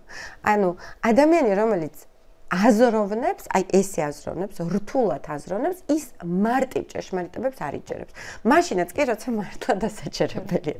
ძალიან უჭირს ხოლმე. ძალიან უჭირს. აი კითხვის, აი ძალიან ხშირად ტვინს ბურღავენ მაგალითად, რომ არა, იქნებ ეს არ არის.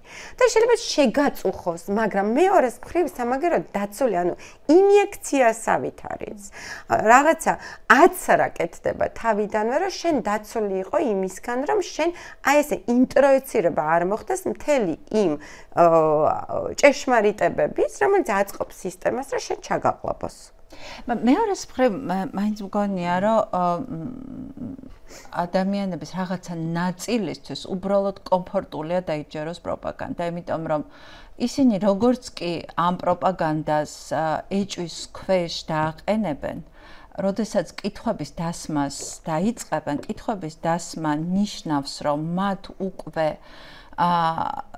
რაღაცა თუ არ მოეწონებათ, ქმედება უნდა დაიწყონ. ანუ ქმედებისკენ უბიძგებთ, ხო? თუ ის რეალობა არ არის, რომელსაც პროპაგანდა აჯერებს მათ და კითხვის დასმით აღმოაჩენენ, რომ სულ სხვა რეალობაში ვართ და არა იმ რეალობაში, როგორსაც ხელისუფლება გვიჩვენებს, მაშინ ეს ნიშნავს, რომ მათ რაღაცა უნდა ქნან, რაღაცა უნდა იმოქმედონ, ხო? და ეს მოქმედება არ უნდათ. ამიტომ კომფორტია მათთვის დაიჯერონ გუშინ რო ვიზა ლიბერალიზაციაზე ელოდნენ, მერე ეს ვიზა ლიბერალიზაცია რომ მათთვის უზარმაზარი საჩუქარი აღმოჩნდა და მთელი ეს წლები რო სარგებლობდნენ, ეს რომელთაც ეშინოდათ და სჯეროდათ ხელისუფლების მაგალითად რომელიღაცა მამუკა მდინარაძის, რომელიც ეუბნებოდა რომ ჩვენ არ დავკარგავთ ვიზა ლიბერალიზაციას და სჯეროდა რომ არა ხელისუფლება ყველაფერს გააკეთებს რომ არ დაკარგოს, მერე რომელმაც დაიჯერა რომ გვებრძვის რაღაცა deep state თუ გლობალური ომის პარტია და რომელსაც დღეს ჯერა რომ ვიზა ლიბერალიზაცია ნიშნავს დავკარგოთ სუვერენიტეტი და ამიტომ ჯობია ვიზა ლიბერალიზაციაზე უარი ვთქვათ, ვიდრე სუვერენიტეტი დავკარგოთ. ეხლა აი ამ ადამიანის გამრილი გზით თუ ვიმსჯელებთ, მან უბრალოდ ეშინია რომ არ დაიჯეროს პროპაგანდის. სხვა შემთხვევაში არ დაჯერება უბიძგებს ქმედებისკენ და ეს ქმედება არ უნდა. გარდა მაგისა, მას კიდევ იმის ეშინია, რომ ეხლა შენ რაც ჩამოთვალე, რომ აი ეს ყველაფერი გონდა დაჯერებული, ამის აღიარება არ გინდა? სანამ ქმედებაზე გადახო. შენ აი ეს მთელი წლების განმავლობაში აი ეს ყველაფერი გჯეროდა, ანუ შენ აი ამდენჯერ ჩაგაყლაპეს. და მე რა უნდა უქნა ამას ყველაფერს. აი, როგორ? ძალიან გავს ხოლმე მე მქონია ესეთი შემთხვევა, როდესაც მაგალითად 50-55 გადაცილებული კლიენტი მოდის თერაპიაში. და სადღაც მესამე-მეოთხე სესიაზე წყვეტს თერაპიას და აუცილებლად ვიკითხები, რომ აი რა მოხდა? რამდენიმე შემთხვევა მქონდა. და პასუხი იყო ერთ და იგივე, რომ ეხა მე რო გავაგრძელო, მეუბნება, მე უნდა მივხვდე, რომ ნახევარ საუკუნეზე მეტი მე მქონდა შანსი მეცხოვრა სხვანაირად და მე ეს შანსი დავკარგე და ეს არის იმ ხელად ტკივილთან დაკავშირებული მაგრამ ამას რო უკვე იძახის იმას უკვე აღიარებული აქვს მაგრამ კიდევ უფრო მეტად ამაში ჩასვლა არ უნდა იმიტომ რომ ძალიან მტკივნეულია შენ დაუშვა და შეხედო რომ მე რავი ერთი 10 წელი 20 წელი რაღაცას ყლაპავდი ანუ საერთოდ ვინ ვარ მე თუ ამას ყველაფერს მაყლაპებდნენ ანუ ვისთვის ვიბრძოდი რას ვაკეთებდი მარტო ის კი არ არის რომ მე თუ ამას ყველაფერს ვუარყოფ და დავიჯერებ რომ ესენი მე ვთქვათ მატყუებენ ან რაღაცა არასწორს მეუბნებიან რომ უნდა გადავიდე ქმედებაზე ეგეც არის აბსოლუტურად მაგრამ ამის გარდა ამას ყველაფერს კიდევ უფრო კომპლექსურს ქმნის ის რომ მე უნდა ვაღიარო რომ მე არ ვიცი მილიონი ტყუილი მჯეროდა. და ძალიან ესეც ხო ღირსების საკითხია. კი, მტკივნეულია, მაგრამ შეგიძლია აღიარო, რომ ცდებოდი. ეგ სიძლიერის საკითხია. ეს ძალიან დიდი ემოციური და პიროვნული განვითარების საკითხია. ანუ მე ძალიან იშვიათად ხედავ საქართველოში ადამიანებს, მათ შორის პოლიტიკურ სივრცეში, ან საჯარო სივრცეში, რომლებიც აღიარებენ, რომ დაუშვეს შეცდომა. მე ძალიან ცოტა ვიცი ეგეთი, რომელიც იძახის, რომ ხო, მე რაღაცა შემეშალა. რასთან არის ეს დაკავშირებული? ეს არის ინტროექტთან, რომ ნახე ინტროექტთან იმაზე, რომ რაღაცა შეცდომის დაშვება არის სისუსტე, რომ შეცდომის დაშვება არის სირცხვილი და თუ მე ვაღიარე, ესე კი ვარ შერცხვენილი სუსტი. შემდეგში ხო სუპერიკიც არის. აბსოლუტურად. მე სხვათა შორის აი ნოდარ ნათაძის ინტერვიუ მაქვს. კი, არაჩვეულებრივი. ჩემთვის ეს იყო ყველაზე დიდი რეაბილიტაცია, რაც კი შეიძლება პოლიტიკოს გაეკეთებინა იმ ხელა პატივისცემა დაიმსახურა. მე ვთქვი, რომ თუ პრეზიდენტს როცა ასეთი შეცდომა მოუვა, იგი უნდა გადადგეს. აი ეს ვთქვი და ეს არ უნდა მეთქვა. ამას მე ვთვლი პირადად ჩემი როგორც პოლიტიკოსის, როგორც პიროვნების, როგორც კაცის ჩაჭრად. აი ეს მე ცხოვრებაში სანანებლად მაქვს. ამის აღიარება ამ ადამიანს ქმნის ძალიან დიდ ადამიანად, იმიტომ რომ ის აღიარება, როგორ შეიძლება ჩვენ რამე გამოვასწოროთ თუ არ ვაღიარეთ? ანუ გამოსწორება ნებისმიერი მიმართულებით, გინდა ფსიქოლოგიური, გინდა სოციალური, გინდა პოლიტიკური, იწყება იმით, რომ ჩვენ ვიძახით, რომ აი ეს რაც არის, არ არის სწორი. და ჩვენ გვაქვს პასუხისმგებლობა იმაში, რომ ეს არ არის სწორი. და არა მარტო ჩვენი კოლექტიური პასუხისმგებლობა, არამედ ინდივიდუალური პასუხისმგებლობა. აი, სულ მაგას ვიძახე, რომ გერმანელებმა არა მარტო კოლექტიური პასუხისმგებლობა აიღეს მეორე მსოფლიო ომზე და ჰიტლერის პოლიტიკაზე, არამედ გერმანელებმა ინდივიდუალური პასუხისმგებლობა აიღეს. ამიტომაც შექმნეს ისეთი ქვეყანა, როგორც დღეს აქვს. ანუ სათითაოდ თითოეულმა გერმანელმა გაიაზრა, გააცნობიერა და აიღო პასუხისმგებლობა იმ ყველაფერზე, რაც აწარმოა ჰიტლერმა. სათითაოდ. ჩვენ შემთხვევაში ისევ და ისევ გვაქვს პასუხისმგებლობის დიფუზიასთან საქმე ნებისმიერი ხელისუფლების დროს. ყოველთვის არის ის ცუდი და მე ვარ კარგი. ყველაფერს, რასაც მე ვაკეთებ, არის სწორი და რასაც ის აკეთებს, არის არასწორი. და ამიტომაც არის მე მარტივი პროპაგანდისტვის რომ აი ამ ორ ბანაკზე დაყრდნობით შეიმუშავოს მისთვის სასურველი მესიჯები და კიდევ უფრო მეტად დააცალკევოს და განაცალკევოს და დააყოს საზოგადოება ამაზე მუშაობს რომ უნდა არსებობდეს ორი ბანაკი უნდა არსებობდეს შუაში უჩინარი ბანაკი მტრისა და უნდა იყოს ყველგან შიში რომ აი ამ ბანაკებს შორის ადამიანები რომლებიც არიან აქ მოთავსებულები ეშინოდეთ რომ მე თუ ასე ვიზავ აქ აღმოჩნდები ამას ეშინოდეს მე თუ აქ ასე აქ აღმოჩნდები და ეს მანქანა ძალიან კარგად დაზეთილი ზუსტად ისე მომექცევა როგორც თავის მტრებს ექცევა მე მეშინოდეს რომ მე თუ აქ არ გავაგრძელე ისე ბრძოლა მაშინ აღმოჩნდები აი ის აი ისეთი უსინდისო ყოველგვარი მორალის გარეშე და ასე შემდეგ საშინელება ამაზე დგას და გამოსავალი ანუ რატომაც მგონია რომ ძალიან დიდი გამოხმაურება ქონდა რითიც დავიწყეთ ჩვენ ეს გადაცემა რომ ბრაზი აღარ არის რელევანტური და გჭირდება იმედი. ჩემი პასუხი რა არის, იცი რა? მე როგორც ფსიქოლოგს არასოდეს არ მქონია შემთხვევა, რომ გაბრაზებულ ადამიანს მიიღოს კონსტრუქტიული და რაციონალური გადაწყვეტილება. აი წყვილი როცა მოდის თერაპიაში, რომელიც ხოცავს ერთმანეთს და არ გაბრაზებული და მოდიან და მათი დაკვეთა არის, რომ ჩვენ მოვიდეთ თერაპიაში, იმიტომ რომ არ გვინდა რომ გავშორდეთ. ანუ არ გვინდა რომ გავშორდეთ, მაგრამ არიან გაბრაზებულები და ხოცავენ ერთმანეთს. სანამ ისინი ხოცავენ ერთმანეთს, ისინი კონსტრუქტიულ დიალოგზე, კონსტრუქტიულ გადაწყვეტილებას ვერ მიიღებენ. ამოცანა თერაპიის არის ხოლმე, რომ ისინი განთავისუფლოს ბრაზისგან. განთავისუფლდეს ბრაზი, ჩაცხრეს ლიმბური სისტემის აგზნება და წამოვიდეს რაციონალური გადაწყვეტილებები.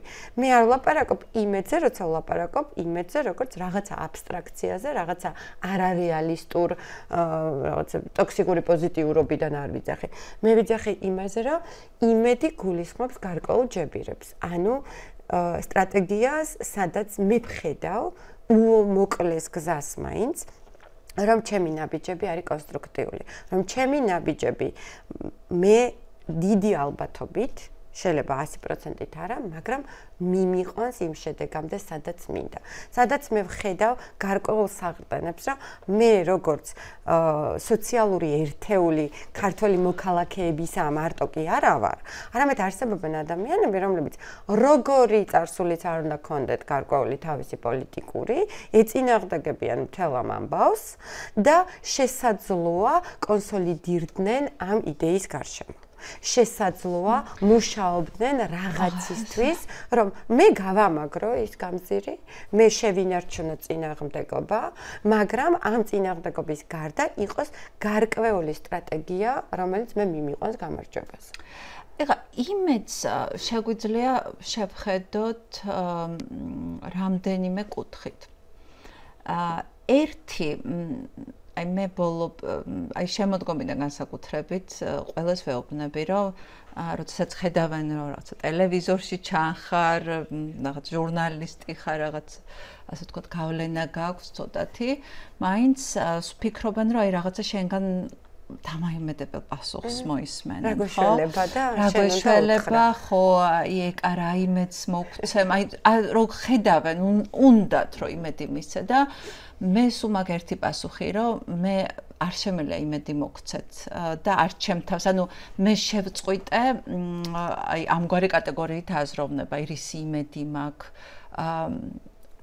საერთოდ აი ეს კითხვა ამოვაგდე ჩემთვის და სულ მახსენდება ისევ ჩემი ცხოვრებიდან მოვიყვან ერთ მაგალითს 13 ივნისზე ვაკეთებდი გადაცემას, როცა ძალიან დიდი წყალდიდობა და ტრაგედია მოხდა თბილისში და ავედი იმ ადგილას, სადაც ჩამოწვა მეწყერი და აი ამ მეწყერის ჩამოწვის ადგილიდან ფეხით უნდა ჩავსულიყავი თბილისამდე და ეს რო ჩავხედე, ვიფიქრე, რომ ეს არის წარმოუდგენელია, რომ ამ გზის გავლა ჩემი ფიზიკური მონაცემებით შევწო და მე ვთქვი, რომ უნდა გავიარო. ამიტომ ჩახარე თავი და უბრალოდ იარე. და ჩავედი თბილისამდე, ხო, თითქოს ნაბიჯს და ამიტომ რაღაცა ჩემი კრედოდ იქცა, რომ აი ჩახარე თავი, იმუშავე, რაც შენ შეგიძლია, ხო? ყველა სხვადასხვა რაღაცა შეგვიძლია. ნუ მე მაგალითად აი ეს შევწელი, რაც შევწელი. ვთქვათ, ისეთი წიგნს თარგმნი მგონია, რომ მისი წაკითხვა ადამიანებს რაღაცა ფართო კონტექსტში გაუადვილებს ბევრი რამის გააზრებას, მათ შორის იმის, რაც ხდება საქართველოში თუ მსოფლიოში. ანუ მე ვთქვი, რომ ეს არის ჩემი ამოცანა და კიდევ როცა შემეძლება ფიზიკურად რუსთაველზე გასვლა. ანუ მე ჩემ თავს დავუსახე ამოცანა იმედის გარეშე, რომ ჩავხრი თავს და ვიმუშავებ. ეს ერთი კატეგორია, როგორც მე ვფიქრობ, ანუ იმედი ამოვიღე საერთოდ ჩემი მენიუდან, ასე რომ ვთქვათ, ემოციური მენიუდან. ხო, შემოვიტანე ამოცანა, შრომა. რომელიც რაღაცა მეხმარება. მაგრამ მეორე არის აი იმედი, რაც როგორც ახლა მე ვუყურებ ჩემთვის, რომ აი გაჩნდეს მაგალითად თუნდაც ამ მოძრაობაში რაღაცა ძალა, რომელიც იმედს გამოასხივებს და რომელიც დამაჯერებს, რომ კი, ჩვენ რაღაცა შეგვიძლია. აი ეს არის ძალა, პოლიტიკური ძალა, რომელსაც შეგვიძლია გავყვეთ, რომელიც ვენდოთ, ამ მომენტისთვის მაინც ვენდოთ, იმიტომ რომ უნდობლობა არის ძალიან ცუდი რამ. და აი ამ თვალსაზრისით ამ მოძრაობისთვის იმედს ვხედავ ცალკეულ ადამიანებში, არა მხოლოდ პოლიტიკოსებში, რომლებიც რაღაცა ჩამოყალიბდნენ არაფორმალურ ლიდერებად თუ რაღაცნაირად ხო, ესეთ ხელჩასაჭიდ ადამიანებთან ამ პროცესის და მეორეს მხრივ პოლიტიკოსებთან, რომლებიც დღეს არიან ძალიან მძიმე სიტუაციაში და ამაზეც მინდა ვილაპარაკოთ მერე ამ კითხვის შემდეგ. ანუ რა არის კონკრეტულად იმედი ახლა? ჩემთვის იმედი არის კონკრეტული ამოცანების კრებული. ანუ ხო, ძალიან პატარა ვადის, მაგრამ სადაც ჩანს, რომ რაღაცა ხედვა აქვს ადამიანს, რომელიც უკეთესად ერკვევა ვიდრე მე, იმიტომ რომ შენ როგორც ჟურნალისტს გეკითხებიან, რომ რას დაგვაიმედებ და მე მაგალითად როგორც ფსიქოლოგს მეკითხებიან და მე ვეუბნები, რომ ხო, არა ვარ მე არც პოლიტიკის ექსპერტი, არც პოლიტოლოგი, არც პოლიტიკოსი, ერთი ჩვეულებრივი ფსიქოლოგი ვარ. მე შემიძლია დეპრესიაზე გითხრა, როგორ დაგაიმედო, ან შემიძლია ფოთვითაშლილობაზე გელაპარაკო ძალიან იმედიანად. მაგრამ ამ პროცესებთან დაკავშირებით მე თვითონ ჭირდება ვიღაცა ვისაც ვენდობი, რომ ჩემზე უკეთ ესმის, ნახე? ჩემთვის იმედი არის ნებისმიერი ერთეული ადამიანების, მე არ ვიცი რომ მე მჭირდება ლიდერი, მაგალითად, რომელსაც გავყვებით. არა, ერთეული რაღაცა კონკრეტული ჯგუფი ადამიანებისა, ვისაც ჩემზე უკეთ ესმის, ესეთ დროს რა ტიპის სტრატეგიები და ნაბიჯებია გადასადგამი. ვისთან არის ლაპარაკი საჭირო, როგორ არის საჭირო ლაპარაკი, რომელიც ჩემზე უკეთ ერკვევა პოლიტიკაში, და პოლიტიკა ძალიან კომპლექსური საკითხია. პოლიტიკა არ არის რაღაცა ისეთი, რომ ეხლა მე დავჯდე და პოლიტიკაზე ვილაპარაკო. ხო, მე არასდროს არ მინდა, რომ სხვა ჩარჩოში გადავიდე, რომელიც ჩემი არ არის. მე მჭირდება რწმენა იმისი, რომ არსებობს ვიღაცა, რომელსაც უკეთესად ესმის. აქვს გარკვეული ხედვა, შეიძლება ეს არ არის ხედვა მთელ წელიწადზე და არის ხედვა უახლოეს 3 თვეზე. მაგრამ ეს ნებისმიერ ადამიანს მისცემს იმის იმედს, რომ იცი რა, თუ ჩემი გამოსვლა საჭიროა, აი ეს რომ მეუბნება, რომ ჩემი გამოსვლა საჭიროა, იმიტომ რომ ჩვენ აი ეს უნდა გავაკეთოთ, მერე უკვე აღარ იქნება გარკვეული excuse-ი, რომ აუ იცი რა, მე ვერ ვხედავ აზრს. და არ გამოდივარ. სინამდვილეში, ეხლა მე იმიტომ რომ მე მაგ ამდენი წლის გამოცდილება პოლიტიკაში და პოლიტიკოსებთან ურთიერთობაში. აი სინამდვილეში პოლიტიკოსებმაც, ანუ ხო ამბობ, რომ იცი მე არ ვერები პოლიტიკაში, იმიტომ რომ ეს არ არის ჩემი სფერო, არიან ადამიანები, რომლებიც უკეთ ერკვევია. მე მინდა რომ იყვნენ ადამიანები, რომლებიც უკეთ ერკვევიან. ესე არ არის თან მოდი ამას თავი დავანებოთ, რატო არ არის ბევრ შემთხვევაში მასაკურველი არიან ადამიანები, რომლებიც რაღაცა მიმართულებებით უფრო მეტი რამ იციან ვიდრე ჩვეულებრივმა ადამიანმა, მაგრამ მოდი ეხლა ველაპარაკოთ პოლიტიკოსებზეც, რომლისგანაც პრინციპში იმედს პოლიტიკოსებისგან ითხოვენ. ესე იგი, მე ასევე ძალიან გაურებული გრძნობა მაქვს პოლიტიკოსების მიმართ, ეს ერთის მხრივ ძალიან მაბრაზებენ ისინი. იმიტომ რომ ვერ აღმოჩნდნენ მზად იმ დაკვეთების შესასრულებლად, რომელსაც ძალიან გაზრდილი საზოგადოება მათგან ითხოვს. ანუ ჩვენ მივიღეთ, რაღაცა თვალსადახელშუა გაიზარდა საზოგადოება, სხვანაირი გამძლეობის გახდა თუნდაც სხვა გემოვნება აქვს მას, სხვა რამეს ითხოვს პოლიტიკოსებისგან და პოლიტიკოსები მთლიანად აცდნენ ამ გაზრდილი საზოგადოების ანუ უბრალოდ ხო, გაზრდილი საზოგადოების გაზრდილ მოთხოვნებს ესეთ ფორმულირებას გავაკეთებთ. მაგრამ მეორეს მხრივ ძალიან მგონია რომ ზოგჯერ უსამართლოდ ხო არ ვექცევით იმ თვალსაზრისით რომ ამ ხალხმა გამოიარა ძალიან ბევრი რამ. ბევრი იყო ციხეში, სრულად უსამართლოდ. ძალიან ბევრი ქარტეხილის გამოვლა მოუწიათ და ისინი სხვა ადამიანები არიან. უბრალოდ მგონია რომ ზოგიერთ მათგანს აი ეს ემოციური რეზერვუარი წამოეწურა და იმიტომ რომ რეალობა რადიკალურად შეიცვალა, იმიტომ ჩვენ აღმოჩნდით რეალობაში, რომელიც აქამდე არასდროს არ ყოფილა, თუნდაც იმ თვალსაზრისით, რომ ხელისუფლებისთვის აღარ არსებობს წითელი ხაზები, რომ დასავლეთი აღარ არის მისთვის შემაფერხებელი ფაქტორი, ანუ აღარავინ აღარ არსებობს და აღარაფერი აღარ არსებობს, რასაც ისინი ანგარიშს გაუწევენ. და აბსოლუტურად ახალ ავტორიტარულ რეალობაში აღმოჩნდით, მათ გაუჩნდათ გარდა იმისა, რომ ემოციურად და ფიზიკურად გადაიწვნენ იდენტობის კრიზისი. და ის როგორებიც ისინი მანამდე იყვნენ, ეს საკმარისი არ არის. მათ სჭირდებათ ხელახლა აღმოაჩინონ თავიანთი თავი. რაღაცა თავიანთი თავისგან ახალი ასე ვთქვათ, ახალი ტიპის პოლიტიკოსი შექმნან.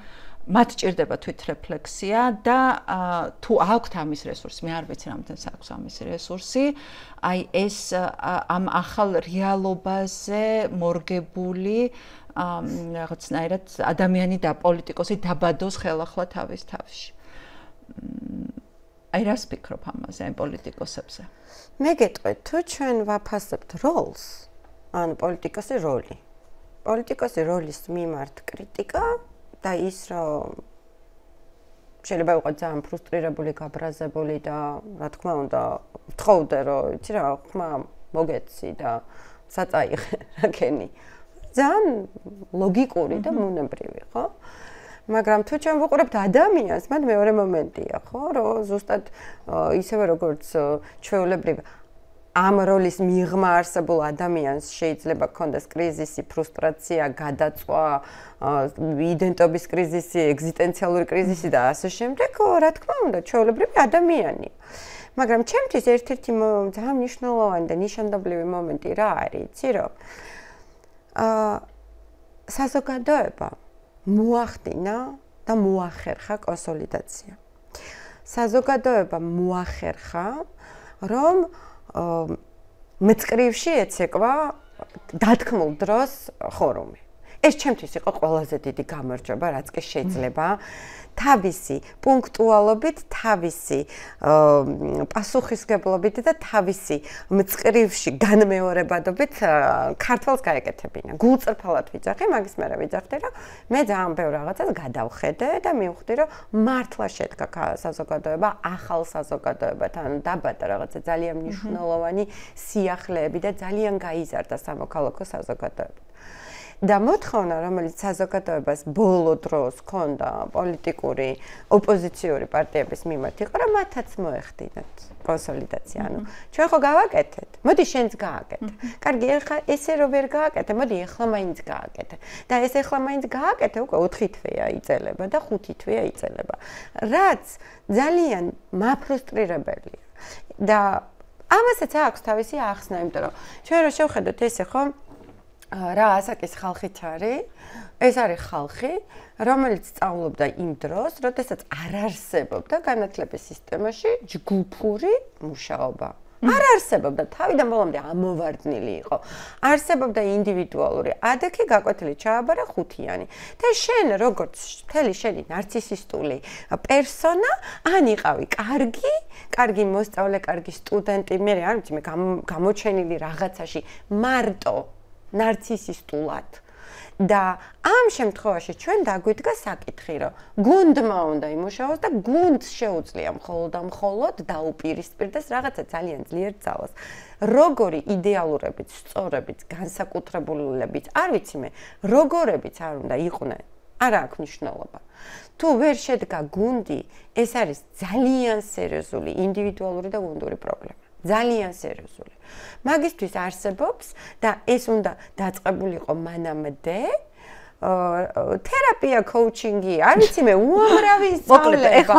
პოლიტიკოსები უნდა მივიყვანოთ თერაპიაზე. არ ვიცი მე რა, ხა ინდივიდუალური კრიზისებისთვის უნდა მივიდნენ თერაპიაზე, თუ ხა ინდივიდუალური კრიზისი ძალი თუ არის, რომ იმიტომ რომ ეგოს არაფერი არ არის აქ.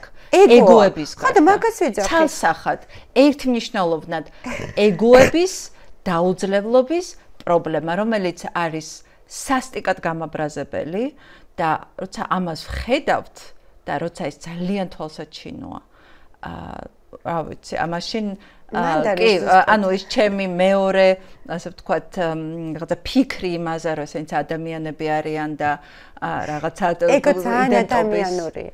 მანდარიზდავდგათ, მაგრამ ვერაფრით ვერ ვაპატიებ, ყველაფერს გავიგებ, გადაწყვასაც, ადამიანურ ფაქტორსაც, ყველაფერს, მაგრამ როცა ეგოს გამო შენ არ შეგიძლია რაღაცა გაერთიანდე და თან პარალელურად იძახი, რომ ჩვენ ვართ ქვეყანა არის გაქრობის წინაშე როგორც სახელმწიფო და ჩვენი შვილების მომავალი იკარგება და საერთოდ რა რეალობაში შევდივართ, არავინ არ იცის.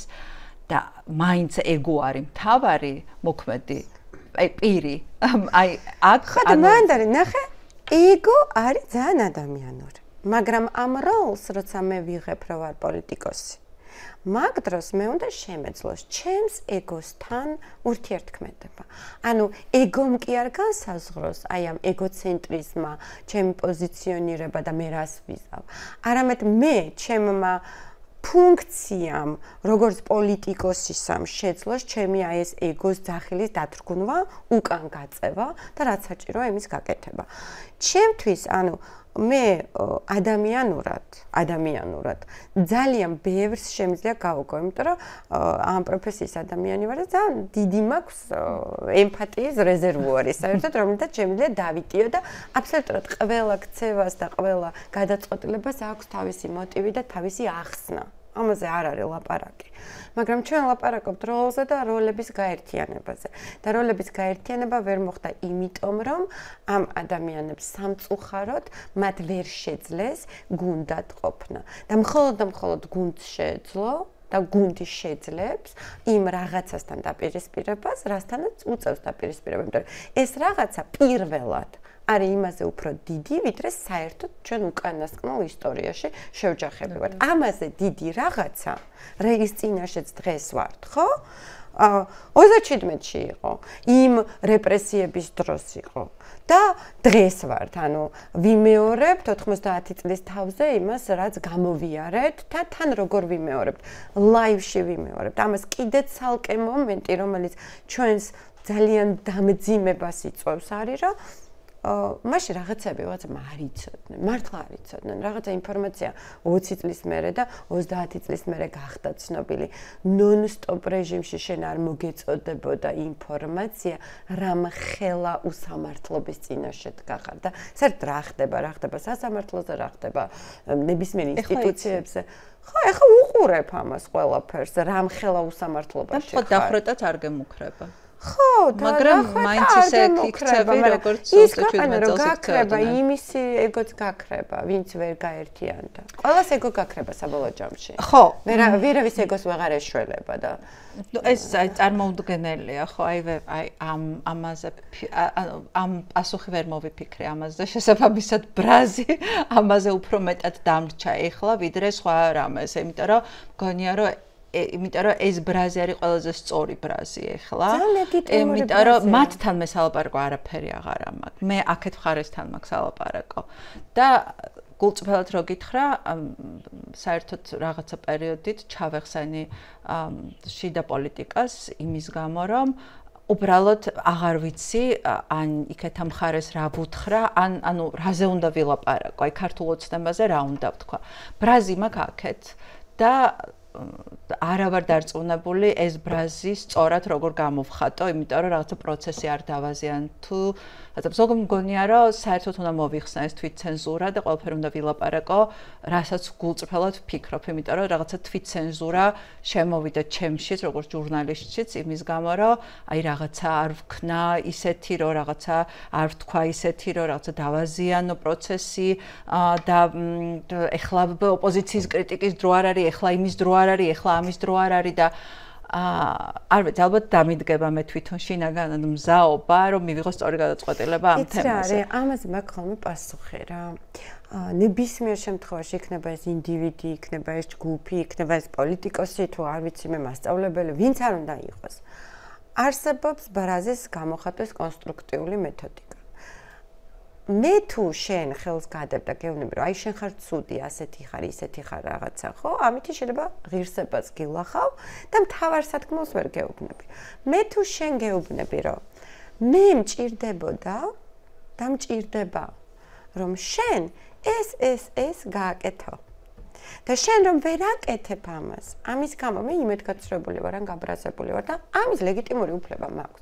ან ჩვენ ხშირად გონია რომ და არა მარტო გონია, არამედ ძალიან ისეთია, მეინსტრიმული გახდა ბრაზის ძალიან არაკონსტრუქტიულად გამოხატვა. არა მარტო მთავრობის ან რეჟიმის, არამედ ჩვენივე თანამებრძოლების მხრივაც კი რა, რომ აი გავბრაზდი და შეიძლება აი მთელი ემოციური რეზერვული რაც მაქვს ჩალაგებული, გადმოვასხა ის რომ იმ ბრაზიდან 20% ეკუთვნოდეს იმ ადამიანს, რომელსაც ველაპარაკები და დანარჩენი 80% იმიტომ რომ ზუსტად იმიტომ არის რომ მოწამლული ვარ, ხო? მაგრამ აქ ის კი არ არის რომ მე წავართო ჩემ თავს უფლება გამოვხატო ბრაზი. აქ არის მე ჩემ თავს შევუთანხმდე ყველაზე კონსტრუქტიულად როგორ შემიძლია მე ბრაზი გამოვხატო რომ იმან გაიგოს რისი თქმა მინდა. ჩემთვის ძალიან მნიშვნელოვანი და ხელის შემშლელი ბრაზში რა არის რომ ბრაზისას მე ვერ ვახერხებ ძალიან ხშირად. ვერ ვახერხებ ჩემ თავზე არ ვლაპარაკობ ზოგადად ნებისმიერი ადამიანი რომ ვთქვა ის რა მინდა რა არის ჩემი დაკვეთა რა არის ჩემი მოთხოვნა რამ გამოიწვია ჩემი ფრუსტრაცია რატომ ვარ მე ახლა ესე რომ შეიძლება მე ძალიან გრძნობდე თავს მიტოვებულად აი შეიძლება პირიქით მე გრძნობდე თავს ძალიან მაგრად და მინდოდეს რომ შენ გასწავლო საერთოდ რომ იცი რა მე შევძელი რაღაცა და იქნებ შენც შეძლო რა არის ჩემი სათქმელი აი ამის მიტანა უნდა ვისწავლოთ ეგეც პრობლემა გვაქვს მართლა პრობლემა გვაქვს რომ ძალიან ხშირად სათქმელი არ მიგვაქვს იმიტომ რომ ემოცია ფარავს და მე რას იწვევს ეს მე რომ გამოვუშვებ ამ რაღაც აფეთქებელ ბურთს ცეცხლი რო უკიდია ავტომატური რეაქცია მეორე მხარეს რა არის რომ ფარი აიფაროს და საერთოდ ვეღარ გაიგოს ვერაფერი და ჩემი აზრით ძალიან სწორია, ძალიან დროულია და ძალიან საჭიროა რომ ვილაპარაკოთ, იმიტომ რომ სხვანაირად ვერ გამოვალთ ამ კრიზისიდან. კრიზისიდან ვერ გამოვალთ, თუ არ ვილაპარაკეთ, თუ არ ავხსენით, თუ არ დავანახეთ საჭიროებები. და ჩემთვის როლი პოლიტიკოსის მიმართ საჭიროება იყო, რომ ბოლოს და ბოლოს, რა ვიცი, შეექმნათ ერთობა. ასე მაინც გაჩნდებოდა რაღაცა იმედი, ხო? ან შეიძლება ვერაფერი ვერ გაეკეთებინათ მაგალითად. მაგრამ ყოველ შემთხვევაში რაღაცა იმედი მაინც გაჩნდებოდა. და არ არის. და რო არ არის, მანდ უკვე პასუხი არ მაქვს. და ელენე ბოლოსკენ რო წავიდა და ბოლო კითხვა რო დავსვა და რო შევაჯამოთ. ნებისმიერი ომი ომში, კონვენციურ ომში ჩვეულებრივ დიდ ომებში დგება ხოლმე აი ესეთი მომენტი რომ გამოფიტვის ომი იწყება ბოლო ეტაპზე ანუ ვინ უფრო სწრაფად გამოიფიტება და ჩვენც ახლა ომში ვართ იარაღით არავინ ისვრის მაგრამ ომია ჩვეულებრივად ესეც და თან ეგზისტენციალური ომი ჩვენთვის რომ სახელმწიფო გადავარჩინოთ და ორი მხარეა არც ერთი მხარე არ არის კარგად არც ანუ და ვიფიქროთ, რომ ქართული ოცნება არის კომფორტში. არა, ძალიან, ანუ ისინიც ცუდად არიან, ძალიან, ჩვენ ცუდად ვართ. მაგრამ გამძლეობაზე, ეხლა დამოკიდებული, რომელი მხარე უფრო გამძლე აღმოჩნდება, რომელი მხარე უფრო, სხვანაირად რო ვთქვათ, უფრო მალე გამოიფიტება. ანუ გამოფიტვის ომი მიდის ეხლა. და ობიექტურად და გულწრფელად რო ვთქვათ, რა არის ჩვენი შანსები აქეთ ამ მხარეს? შენც მაგას მეკითხები. ემოციურად. ანუ რა უნდა ვქმოდი, მაშინ ესე დავსვათ. შენ კითხე, პოლიტიკაზე ისი იმედი გაქვს?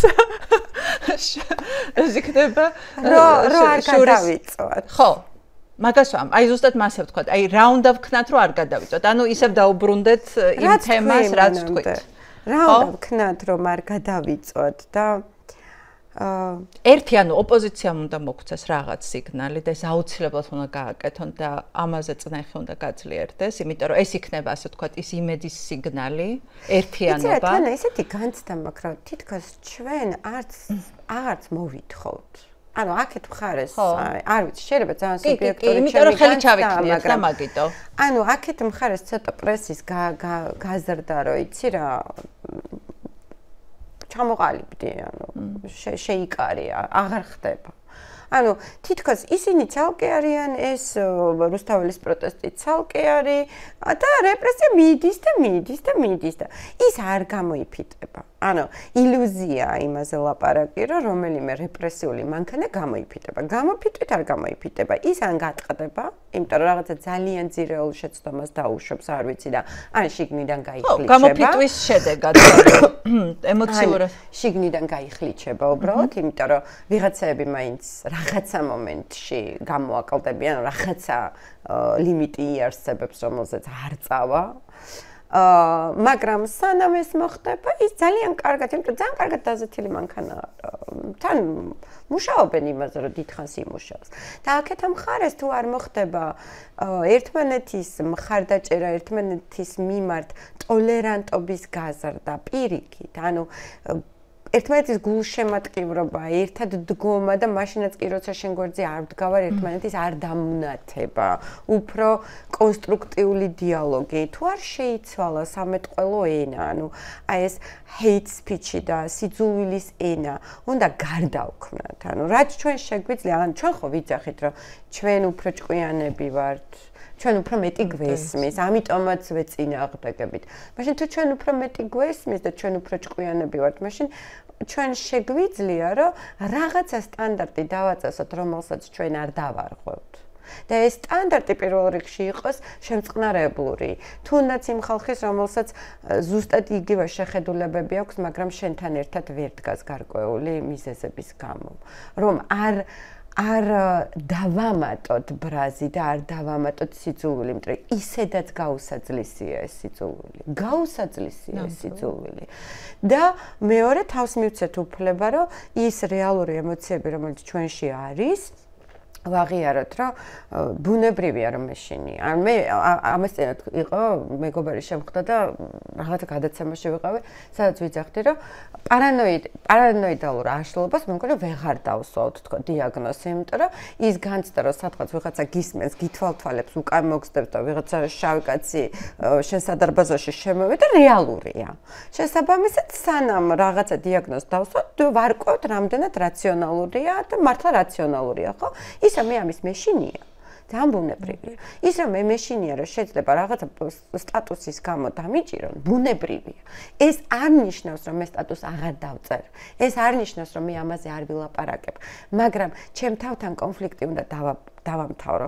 მე არ უნდა ვაიძულებდე ჩემ თავს, რომ ვუარყო ბუნებრივი ემოცია, რომელიც ჩემში არსებობს.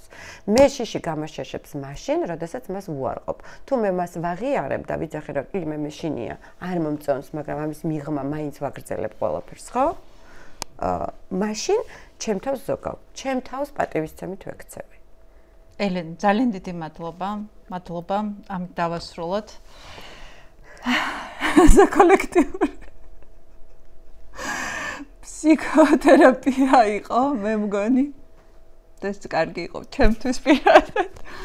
და მე მგონი ჩვენი მსმენელისთვისაც და მაყურებლისთვისაც ეს იყო ელენე ჯაფარიძე. ამით დაგემშვიდობებით. არ ვიცი, ჩემთვის ძალიან მნიშვნელოვანი გადაცემა იყო, იმედია თქვენ ბევრ რამეზე დაფიქრდებით ამ გადაცემის ნახვის შემდეგ. შეგახსენებთ, რომ ეს არის პოდკასტი პლატფორმაზე მისმინე. გამოგვიწერეთ როგორც YouTube-ზე, ასევე Facebook-ზე, TikTok-ზე და Instagram-ზე. დიდი მადლობა ჩვენს ერთგულ მაყურებელს და ძალიან დიდი სურვილი გვაქვს, რომ კიდევ უფრო მეტი მაყურებელი შემოგვემატოს.